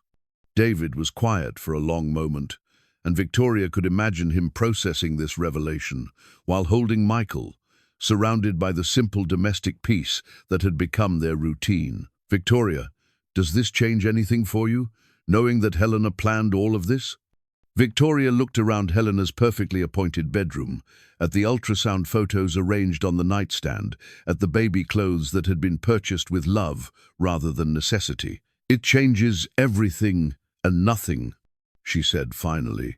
"Helena was right about me, David. I was so afraid of losing control that I'd forgotten how to connect with another person. But she was also right about you." "What do you mean?" "You've taught me that being a parent isn't about having the right answers or the best resources. It's about showing up consistently and caring more about someone else's well-being than your own comfort." Victoria stood up, gathering Helena's letters and the baby blanket. She knew that if I learned to love Michael, I might also learn to love you. The admission hung in the air between them, carrying implications that Victoria had been avoiding but could no longer deny. Somewhere in the past month of shared feedings, sleepless nights, and daily negotiations about Michael's care, her feelings for David had evolved beyond mere co-parenting cooperation. "Victoria," David said gently, "what are you saying?" "I'm saying that Helena was right about everything, about what I needed, about what you could teach me, about what Michael could give us both." Victoria felt certainty settling in her chest, like coming home. "I'm saying that I love our son, and I love Emma, and I love you." "Are you sure? Because what we've been building together, it's complicated and messy and nothing like the life you had planned." Victoria smiled, thinking about Emma's get-well cards and Mrs. Rodriguez's soup and the way Michael looked at her when she sang him to sleep. David, I've spent my entire adult life pursuing things that looked perfect from the outside but felt empty on the inside. What we have is complicated and messy and absolutely nothing like I planned. It's also the most real thing I've ever experienced. When Victoria arrived at David's apartment an hour later, she found him reading to Emma while Michael slept in his bassinet. The scene was so completely ordinary and so completely precious that she understood finally what Helena had been trying to give her, not just a child to love, but a life worth living. "Did you mean what you said on the phone?" David asked, as she settled beside him on the couch. "Every word." Victoria reached for Michael, lifting him from his bassinet and settling him against her chest. "Helena was right about us, David. We make a good team." Emma looked up from her book, studying the adults with the perceptive intelligence that serious illness had forced her to develop. "Are you and Dad going to get married?" Victoria felt her heart skip at the 8-year-old's directness. "Would that be okay with you?" "As long as you promise to stay," Emma said seriously. "Even when things get hard or scary, Dad and I have learned that families have to stick together no matter what." Victoria looked at David, seeing in his expression the same hope and uncertainty she was feeling. Helena had given them more than a child. She'd given them the opportunity to choose love over fear, connection over control, family over solitude. "I promise to stay," Victoria said, meaning it with every fiber of her being. "For all of us, through everything." Helena's final gift had been to show Victoria that love wasn't something to be earned or achieved, it was something to be chosen, daily and deliberately, even when the choice required becoming a completely different person than you'd ever imagined being. The airplane tickets lay spread across David's kitchen table like promises of an impossible future.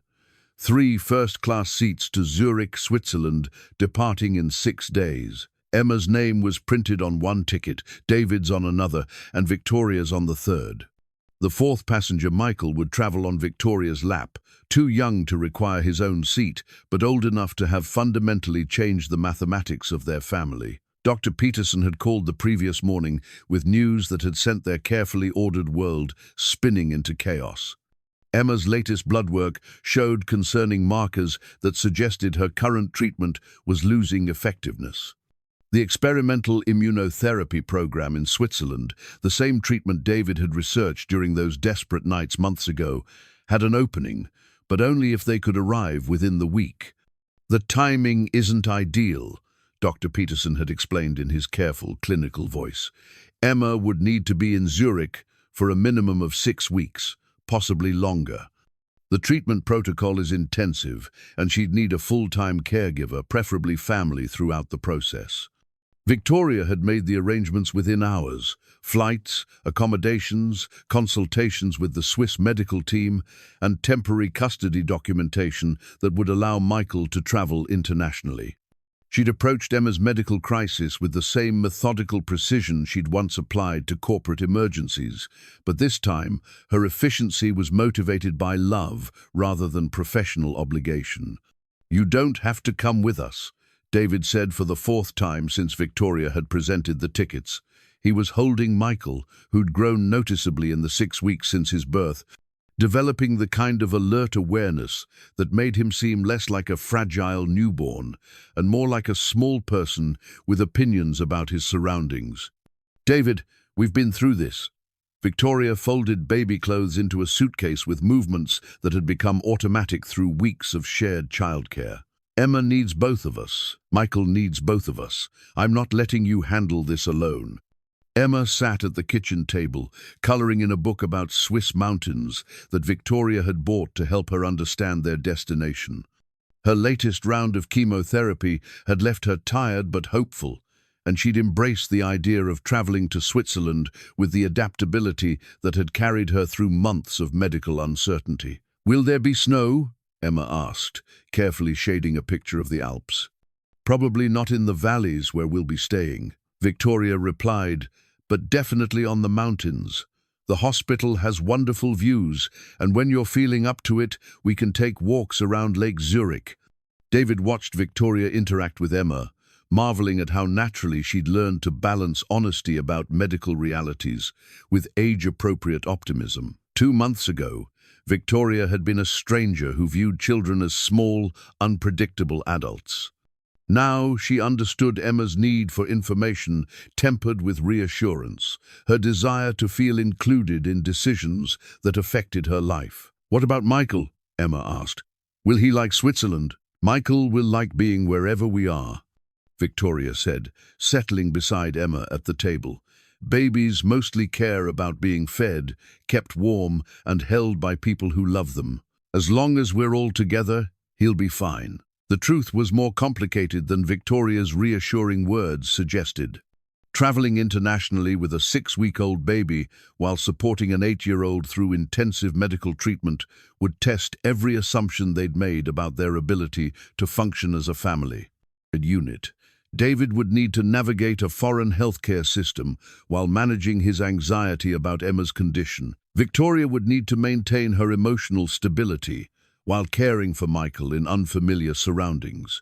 And all of them would need to adjust to living in close quarters for an extended period, with no escape routes or familiar support systems. "I called my office this morning," Victoria said, checking items off a list that had grown to include everything from international phone plans to emergency contacts for the Swiss clinic. "I'm taking an indefinite leave of absence." David looked up from Michael's sleepy face. "Victoria, you don't need to." "Yes, I do." Victoria's voice carried the same determination that had once driven her corporate success, now redirected toward family preservation. "Emma needs consistency during her treatment. Michael needs his parents, and I need to be here for both of them." The decision to step away from Blackwell Industries hadn't been easy, but it had been surprisingly clear. Victoria had built her professional identity around the belief that success meant controlling outcomes through strategic planning and resource management. Emma's illness had taught her that some outcomes couldn't be controlled, only navigated with love, patience, and the willingness to adapt when circumstances changed beyond recognition. "What about your company?" David asked. "The company will survive. My assistant Jennifer is more than capable of handling day-to-day operations, and the board has been wanting me to consider succession planning anyway." Victoria smiled, recognizing the irony of stepping back from her career at the moment when her personal life was demanding everything she had to give. "Turns out there are more important things than quarterly profits." Emma looked up from her coloring book, studying Victoria with the intense attention she reserved for matters of genuine significance. "Victoria, are you sure you want to come with us? It might be scary sometimes." The question revealed Emma's own fear about the upcoming treatment, disguised as concern for the adults around her. At 8 years old, she'd learned that medical procedures could be unpredictable, that even the best intentions couldn't guarantee positive outcomes, and that the people she loved might not always be able to protect her from pain. Victoria reached across the table, covering Emma's small hand with her own. "Emma, do you remember what you told me about families sticking together no matter what?" Emma nodded. "Well, that works both ways. You don't get to worry about whether I can handle the scary parts. My job is to be here for you during the scary parts, just like your dad has been doing since you got sick." "But what if the treatment doesn't work?" Emma's voice was barely above a whisper, finally expressing the fear that had been hovering around the edges of all their preparations. David set Michael in his bouncy seat and moved to Emma's other side, creating a protective circle around her fears. "Then we'll figure out what comes next, together. But this treatment has helped a lot of kids who were as sick as you are. Dr. Peterson thinks you have a really good chance. And no matter what happens," Victoria added, "you'll never have to face it alone. Your dad and I and Michael, we're your family. That means we're going to be right beside you through everything." Emma studied both adults' faces, searching for the kind of certainty that neither could honestly provide. What she found instead was something more valuable, the absolute commitment of people who'd chosen to love her regardless of outcomes. "Okay," Emma said finally. "I'm ready to go to Switzerland." The next few days passed in a blur of preparation that revealed how completely their lives had intertwined over the past 2 months. Victoria coordinated with the Swiss medical team, while David arranged extended leave from his construction job. They contacted Emma's school, organized mail forwarding, and prepared Michael's documentation for international travel. Mrs.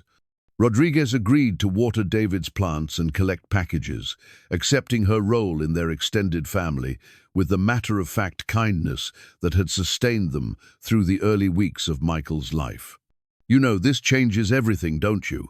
David said on their final night in the apartment. They were sitting on his couch after putting both children to bed, surrounded by packed suitcases and the familiar disorder of a family preparing for major transition. "What do you mean?" "Switzerland. Living together for weeks, maybe months, sharing responsibility for Emma's medical care and Michael's development in a foreign country where we won't have any of our usual support systems."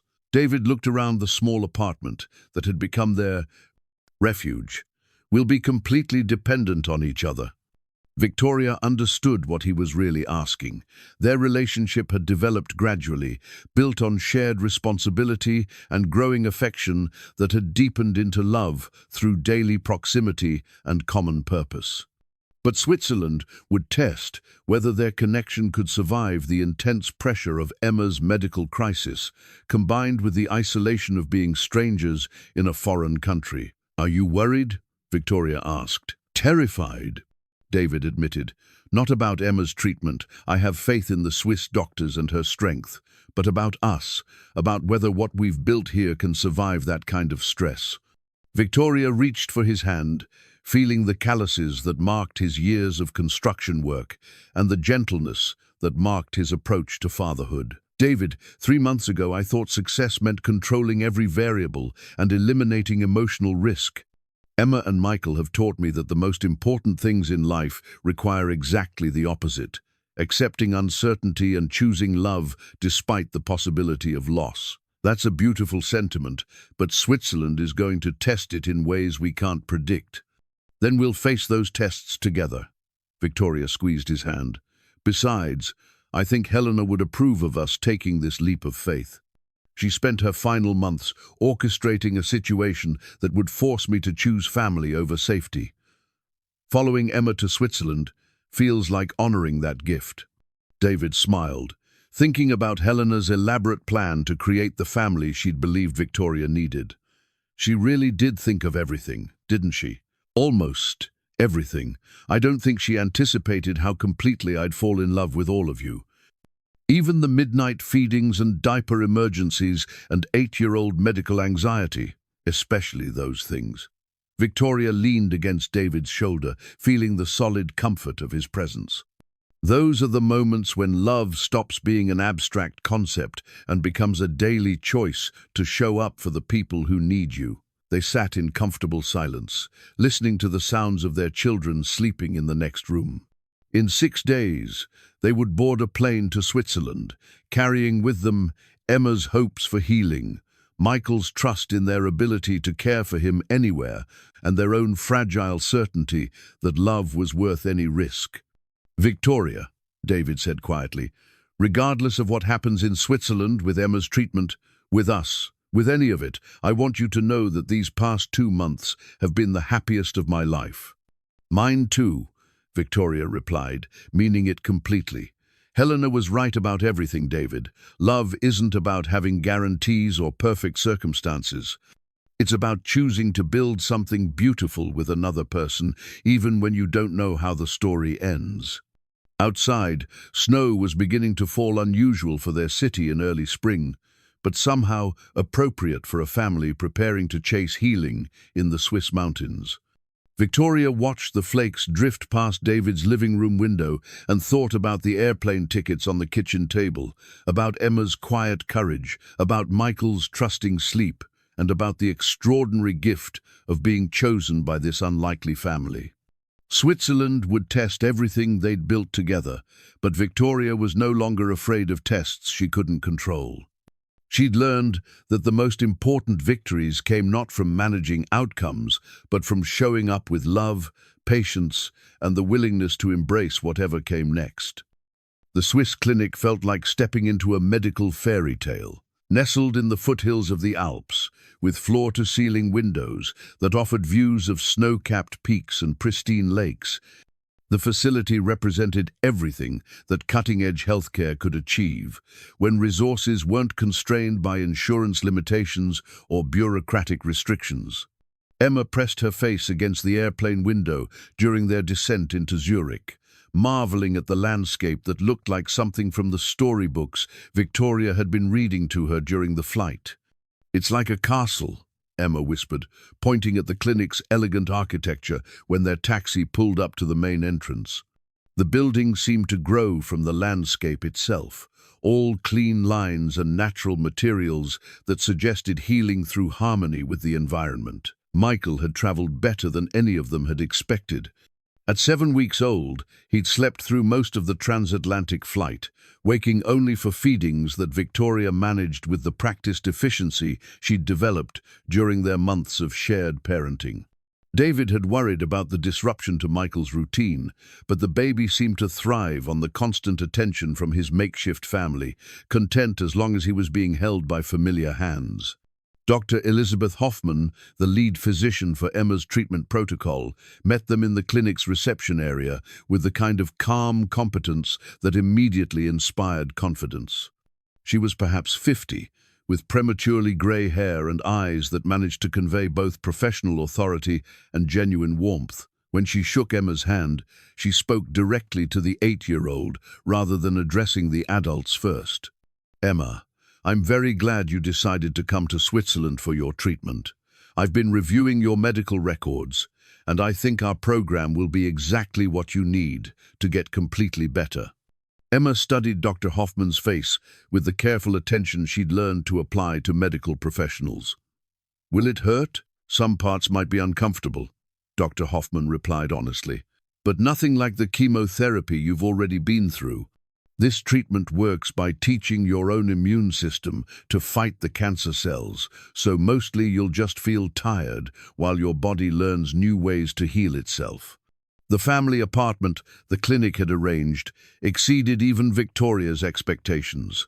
3 bedrooms, a full kitchen, and a living area that opened onto a private balcony overlooking Lake Zurich. Michael's portable crib fit perfectly in the master bedroom, while Emma's room included a study area where she could continue her schoolwork between treatment sessions.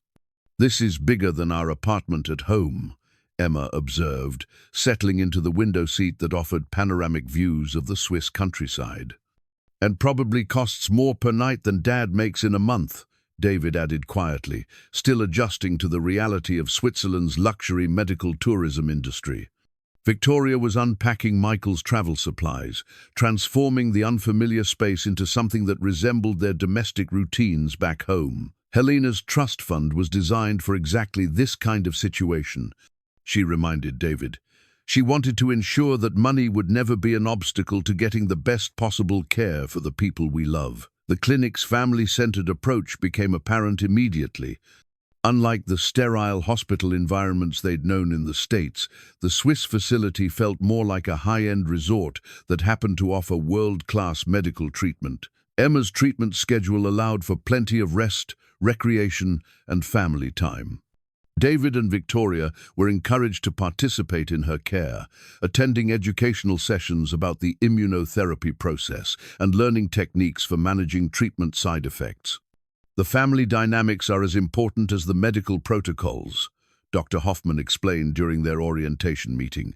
"Children heal faster when they feel secure and supported. We've found that patients who travel with committed family units tend to respond better to treatment than those who come alone." David felt a surge of gratitude for Victoria's presence as Dr. Hoffman spoke.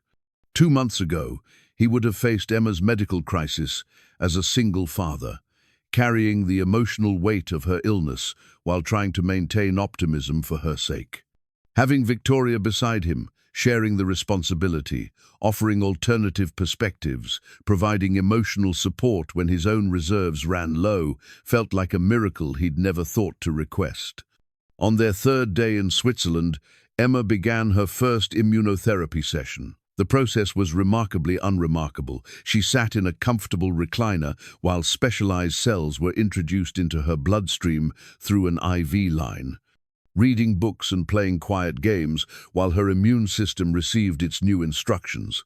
Victoria sat on one side of the recliner, David on the other, with Michael sleeping peacefully in Victoria's arms. "This is so much better than chemotherapy," Emma declared after her first hour of treatment. "I don't feel sick at all. The effects build gradually." Dr. Hoffman explained, "Your body will start working harder over the next few weeks, which might make you tired, but you shouldn't experience the nausea or severe fatigue you had with the previous treatments." That evening, they celebrated Emma's successful first session with dinner on their balcony, sharing Swiss cheese and bread while watching the sun set over Lake Zurich. Michael had discovered his voice during the flight and was experimenting with soft coos and gurgles that made Emma laugh with delight. "He's trying to talk to us," Emma said, leaning over Michael's travel seat to make silly faces that prompted more baby sounds. "He's probably telling us about the airplane," Victoria suggested. That was his first big adventure. David watched Victoria interact with both children, marveling at how completely she'd embraced the chaos and uncertainty of family life. The woman who'd once scheduled meetings months in advance was now adapting to Emma's unpredictable energy levels and Michael's irregular feeding schedule without complaint, finding joy in the small moments that define daily life with children. "Victoria," Emma said suddenly, "when we go home, are you going to live with us permanently?" The question hung in the alpine air, carrying implications that all three adults had been avoiding through their focus on immediate medical concerns. Their living arrangement in Switzerland felt natural, shared responsibilities, common goals, the kind of domestic partnership that had evolved organically from practical necessity. But returning home would require explicit decisions about their future as a family unit. "Would you want me to live with you permanently?" Victoria asked. Emma considered this with 8-year-old seriousness. "Only if you really want to. Dad and I learned that families work best when people choose to be together, not when they feel like they have to be together." David felt his heart expand as he listened to his daughter express wisdom that many adults struggled to understand. Emma had learned through her illness that authentic relationships required genuine choice rather than obligation, that love expressed through duty felt different than love expressed through desire. "I really want to," Victoria said simply. "I want to be part of your family, Emma, forever, if you and your dad will have me, and Michael too. And Michael too. We're all connected now, you and your dad and Michael and me. What do you think about that?"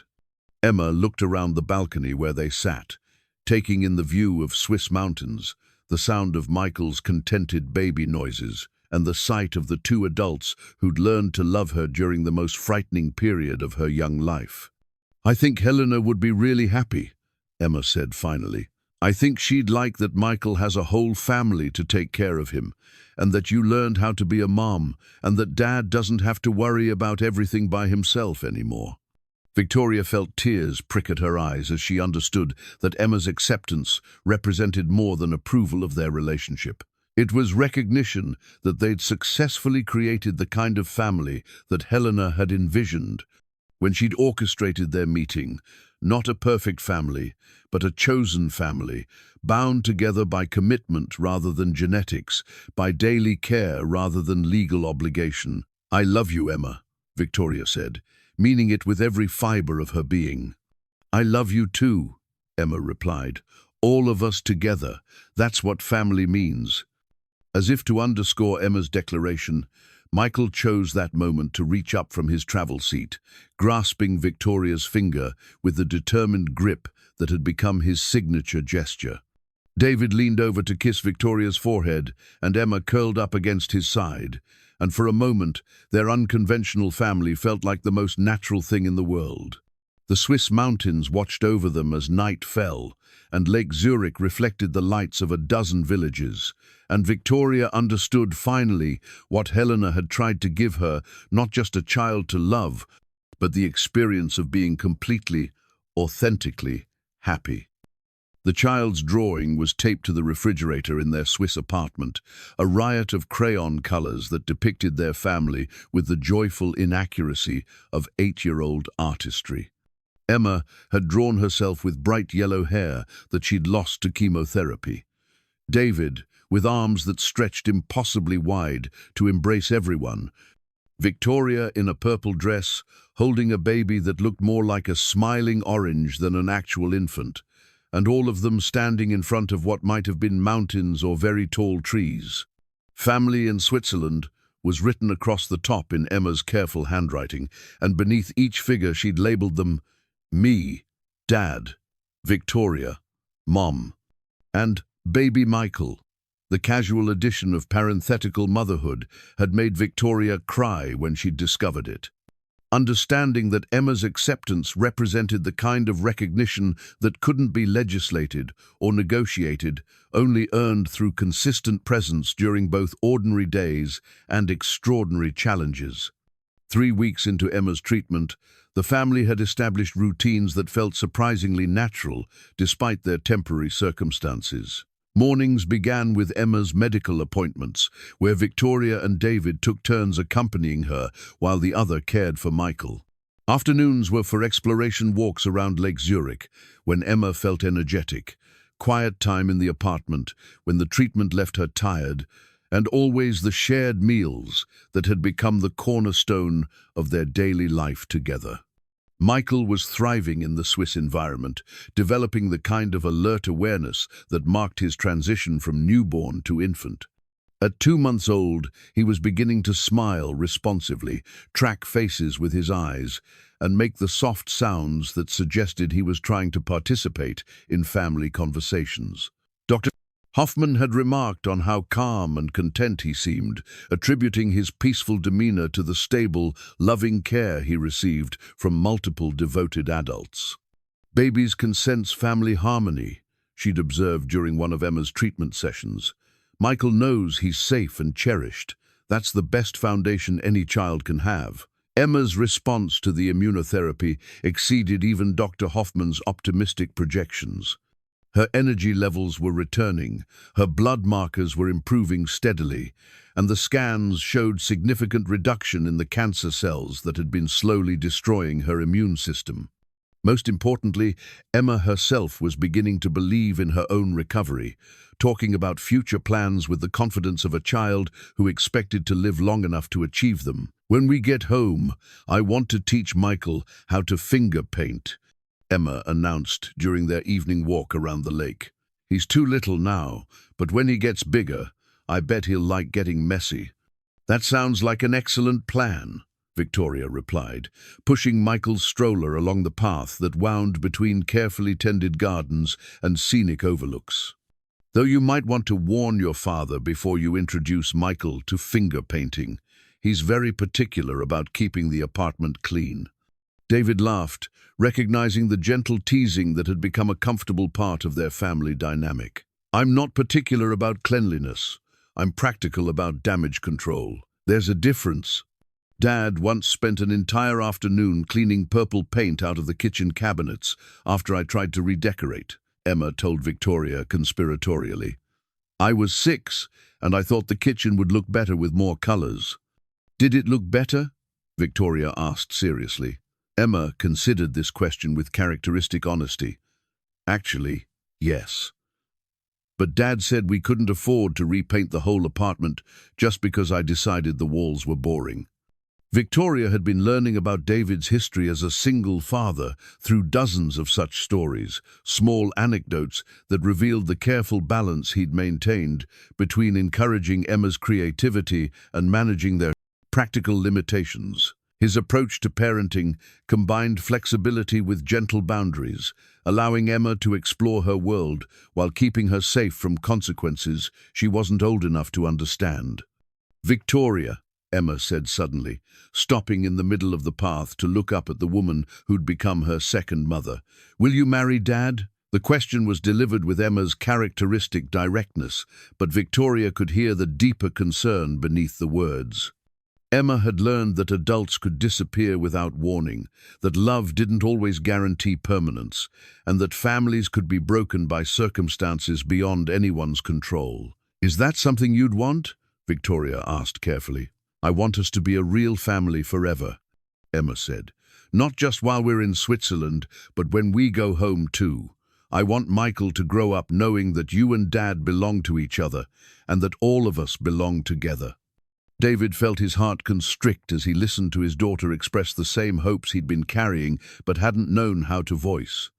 The past 3 months had shown him what life could be like, with a true partner, someone who shared not just the daily work of childcare, but the emotional weight of parenting decisions, the joy of small victories, and the fear that came with loving someone whose future wasn't guaranteed. "Emma," David said gently, "that's something Victoria and I would need to decide together. Marriage is a big commitment. But you love each other, right?" Emma's 8-year-old logic cut straight to the heart of adult complexity. "And you both love Michael and me, and we all live together and take care of each other. That sounds like marriage to me." Victoria stopped walking, turning to face David across Michael's stroller. The Swiss sunset painted the mountains in shades of gold and pink, and Lake Zurich reflected the colors like a mirror designed to showcase perfect moments. This wasn't how she'd ever imagined receiving a marriage proposal from an 8-year-old in a foreign country while caring for a baby who'd brought them together through the most elaborate matchmaking scheme in history. "David," Victoria said quietly, "Emma's right. About all of it. We do love each other. We are a family. And I can't imagine going back to the life I had before Michael brought us together." David reached across the stroller, taking Victoria's hand in his calloused grip. "Victoria Blackwell, are you proposing to me?" "I think our daughter just proposed for both of us," Victoria replied, smiling at the absurdity and rightness of the moment. "But yes, David Martinez, I'm proposing to you. I want to marry you. I want to adopt Michael legally. I want to be Emma's stepmother officially. I want us to be a family in every possible way." Emma clapped her hands with delight, and Michael chose that moment to wake up from his stroller nap, looking around with the alert curiosity that suggested he knew something important was happening, even if he couldn't understand what. "Is that a yes?" Victoria asked, still holding David's hand while tourists walked around them on the lake path. "That's absolutely a yes," David said, leaning across the stroller to kiss her properly, while Emma giggled and Michael made appreciative baby sounds. "Can we have the wedding in Switzerland?" Emma asked. "I think Helena would like that. She brought us all together, so she should get to see us become a real family." Victoria felt the truth of Emma's observations settle in her chest like coming home. Helena had spent her final months orchestrating not just Michael's birth, but the creation of the family she'd believed Victoria needed. Having their wedding in Switzerland, surrounded by the mountains that had witnessed Emma's healing and their own transformation into parents and partners, felt like honoring Helena's gift while celebrating their chosen future. "We can absolutely have the wedding in Switzerland," Victoria said. "Dr. Hoffman mentioned that the clinic has a beautiful chapel for families who want to mark important moments during their treatment stays. Will Michael be able to walk down the aisle?" Emma asked practically. David laughed, calculating their son's developmental timeline. "He'll be barely 3 months old at the most. He'll probably sleep through the entire ceremony." "Then I'll carry him," Emma decided. "I'll be the big sister and the flower girl and the baby carrier all at the same time." Victoria looked at David, seeing in his expression the same overwhelming gratitude she was feeling. 3 months ago, she'd been a woman who measured success in quarterly profits and competitive advantages. Now she was planning a wedding with an 8-year-old while pushing a baby stroller beside Lake Zurich, and it was the most successful moment of her entire life. "There's one more thing," David said, pulling out his phone to take a picture of their impromptu engagement moment. "I want to call Mrs. Rodriguez and tell her she's going to be a grandmother to 2 kids instead of just Michael's honorary abuela. And Tony, Victoria added, we should call Tony and let him know that his construction crew is about to get a new sister-in-law who happens to own a construction company. Emma laughed at the thought of their 2 worlds colliding through marriage. This is going to be the best family ever. We have construction workers and business people and doctors and teachers and neighbors who make soup. Michael is going to have so many people who love him. As they walked back toward their apartment, Victoria thought about Helena's final letter and her prediction that learning to love Michael would teach Victoria everything she needed to know about building a family. Helena had been right about everything about Victoria's capacity for love, about David's ability to teach patience and presence, about the way children could create connections that transcended every artificial barrier adults constructed to protect themselves from vulnerability. Michael fell asleep again in his stroller, lulled by the gentle motion and the sound of his family's voices, planning their future together. Emma skipped ahead, her energy returning as the immunotherapy worked its quiet magic, already composing mental lists of wedding details and big sister responsibilities. David and Victoria walked hand in hand, surrounded by Swiss mountains and impossible possibility, understanding finally that some gifts were too precious to be earned. They could only be received with gratitude and protected with love.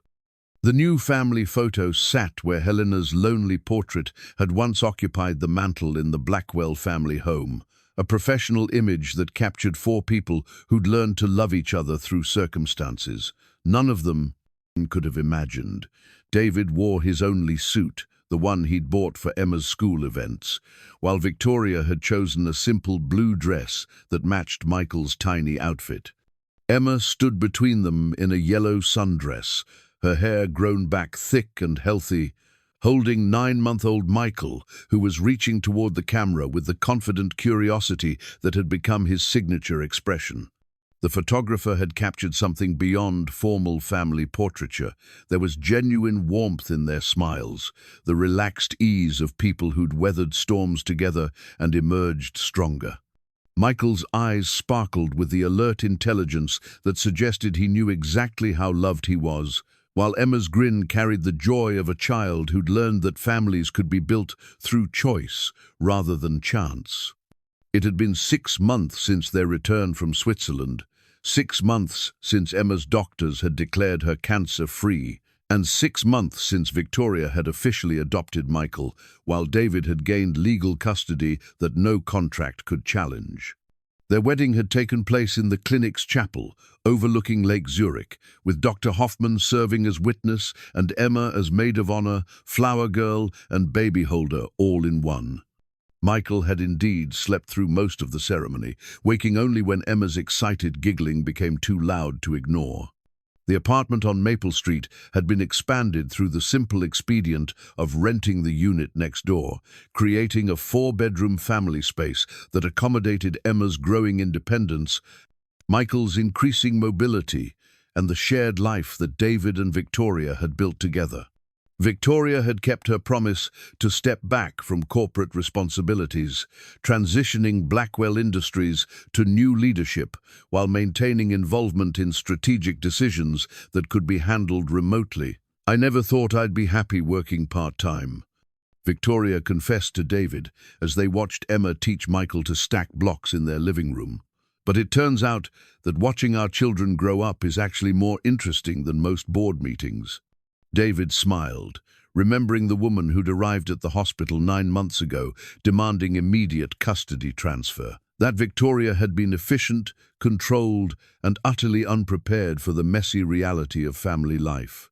This Victoria could change diapers while helping Emma with homework, could conduct conference calls while rocking Michael to sleep, and could find genuine satisfaction in accomplishments that couldn't be measured in quarterly reports. Emma's recovery had been nothing short of miraculous. The Swiss immunotherapy had not only eliminated her cancer, but had left her stronger and more resilient than she'd been before her diagnosis.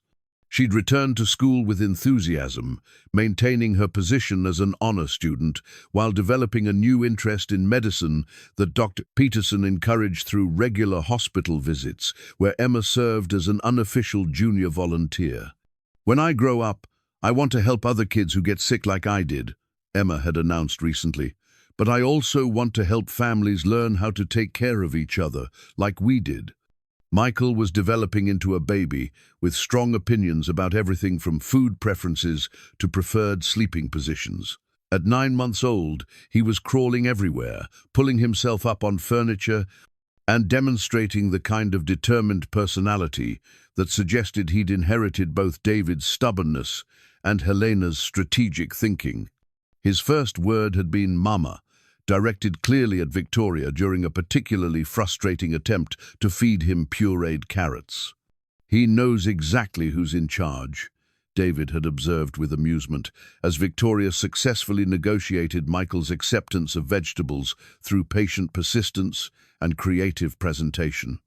The Helena Blackwell Foundation had been established with funds from Helena's estate, dedicated to supporting families navigating pediatric cancer treatment. Victoria served as president, David as operations manager, and Emma as the honorary junior advisor, whose insights into the patient experience shaped every program the foundation developed. Their first initiative had been providing travel and accommodation assistance for families seeking experimental treatments abroad, ensuring that financial limitations wouldn't prevent other parents from accessing the same opportunities that had saved Emma's life. "Helena would love knowing that her money is helping other families stay together during medical crises," Victoria said during their monthly foundation board meeting, which took place around their kitchen table while Michael played contentedly in his high chair. Mrs. Rodriguez had officially accepted the title of honorary grandmother, taking over the practical responsibilities that came with loving a family that included 2 working parents and 2 children with demanding schedules. Her apartment had become Michael's second home during Victoria's business calls, and her homemade soup remained the standard treatment for everything from minor illnesses to major disappointments. Tony had promoted David to project manager for Blackwell Industries' construction division, a position that allowed him to oversee building projects while maintaining the flexibility needed for family responsibilities. The irony of working for his wife's company wasn't lost on David, but Tony's practical assessment had been typically direct. "You know construction, she knows business, and together you know how to build things that matter. Makes sense to me." On this particular evening, as autumn settled over their expanded apartment, the family gathered for their nightly ritual of reading Helena's journals together. Victoria had been sharing selected entries with Emma and David, offering glimpses into Helena's thoughts during her final months and her growing excitement about the family she was creating through her elaborate plan. "Listen to this one," Victoria said, settling into the armchair beside Michael's crib, while Emma curled up on David's lap. "It's from 3 weeks before Michael was born." She opened the leather-bound journal to a page marked with a pressed flower from their Swiss trip. "I met with David Martinez again today, ostensibly to discuss final legal details, but really to observe him with Emma. The love between that father and daughter is exactly what I hoped to find: fierce, protective, but also gentle and respectful. Emma clearly feels safe to be herself around him, even during her illness. I think Victoria could learn everything she needs to know about parenting just by watching how David cares for his daughter." Emma smiled at hearing herself described in Helena's careful handwriting. She was right about that. Dad taught Victoria how to be a mom by showing her how he takes care of me. "What else does it say?" David asked, though he'd heard most of Helena's journal entries during their evening reading sessions. Victoria continued, "I've been thinking about the family dinners we had as children, before our parents died. Victoria was always trying to organize everything, make sure everyone had what they needed, solve problems before they became crises. She had such a generous heart, but somewhere along the way, she learned to express love through control rather than presence. I hope that caring for Michael will teach her the difference." "Did it work?" Emma asked, though she knew the answer from watching Victoria's transformation over the past months. "What do you think?" Victoria replied, gesturing around their living room, where the evidence of family life was everywhere. Michael's toys scattered across the floor, Emma's art projects covering the refrigerator, David's construction manuals stacked beside parenting books, and the comfortable chaos that came from four people sharing space with genuine affection. Michael chose that moment to demonstrate his newest skill, pulling himself up to standing position beside his crib and bouncing excitedly while babbling something that sounded remarkably like book. His timing was perfect, as if he'd been following the conversation and wanted to contribute his own opinion about family storytelling. "I think he wants to hear more about Helena," Emma observed, moving to support Michael while he practiced his standing balance. Victoria turned to the final entry in Helena's journal, written just days before Michael's birth. "If my plan works, if Victoria learns to love Michael, and David learns to trust Victoria, and Emma accepts them both as family, then my death will have created something beautiful instead of just ending something lonely. I may not live to see Michael grow up, but I'll know that he's surrounded by people who understand that love isn't about having perfect circumstances. It's about choosing to build something meaningful with the people who matter most." David felt the familiar tightness in his chest that came with thinking about Helena's sacrifice. She'd given up her final months to orchestrate their meeting, had died believing that her death would serve a greater purpose than her life had achieved. "I wish she could see us now," David said quietly. "Maybe she can," Emma suggested, with the matter-of-fact acceptance of mysteries that characterized her approach to difficult concepts. "Maybe Helena gets to watch Michael grow up and see that her plan worked exactly the way she hoped." Victoria closed the journal and looked around their living room, taking inventory of the life they'd built together. Michael was now sitting contentedly in Emma's lap, chewing on a soft book while she read to him in the patient voice she'd learned from watching her parents. David was folding laundry with the efficient movements of someone who'd mastered domestic multitasking, and the dinner dishes were drying in the rack beside a kitchen window that looked out onto a playground where Michael would someday chase Emma's children. This wasn't the life Victoria had planned during her years of corporate climbing and strategic achievement. It was messier, more unpredictable, and completely dependent on other people's needs and feelings. It was also the most satisfying success she'd ever experienced, not because it was perfect, but because it was real. "You know what I think?" Victoria said, lifting Michael from Emma's lap for his bedtime routine. "I think Helena knew exactly what she was doing when she chose all of us for this family. She knew Emma would teach us about courage, and David would teach us about devotion, and Michael would teach us about hope." "What did you teach us?" Emma asked curiously. Victoria considered the question while settling Michael against her shoulder for his final feeding of the day. "I think I taught you that families can be built through choice and effort, not just genetics and luck. And maybe that love is something you create together, not something you wait to find." As Michael drifted towards sleep in Victoria's arms, and Emma nestled against David's side, and the familiar sounds of their evening routine settled around them like a blessing, Victoria understood that Helena's gift had been even more precious than she'd initially realized. Helena hadn't just given her a child to love, she'd given her the experience of being truly, completely happy, with a life that existed beyond her own ambitions and fears. The family photo on the mantel caught the last light of evening, four faces smiling with the confidence of people who knew they belonged together. Tomorrow would bring new challenges. Michael's continued development, Emma's school activities, Victoria's business responsibilities, David's construction projects. But tonight, they were simply a family who'd chosen to love each other through every circumstance life could offer. And in the growing darkness outside their windows, Victoria could almost feel Helena's presence, approving of the chaos and joy and ordinary magic they'd created together, exactly as she'd planned.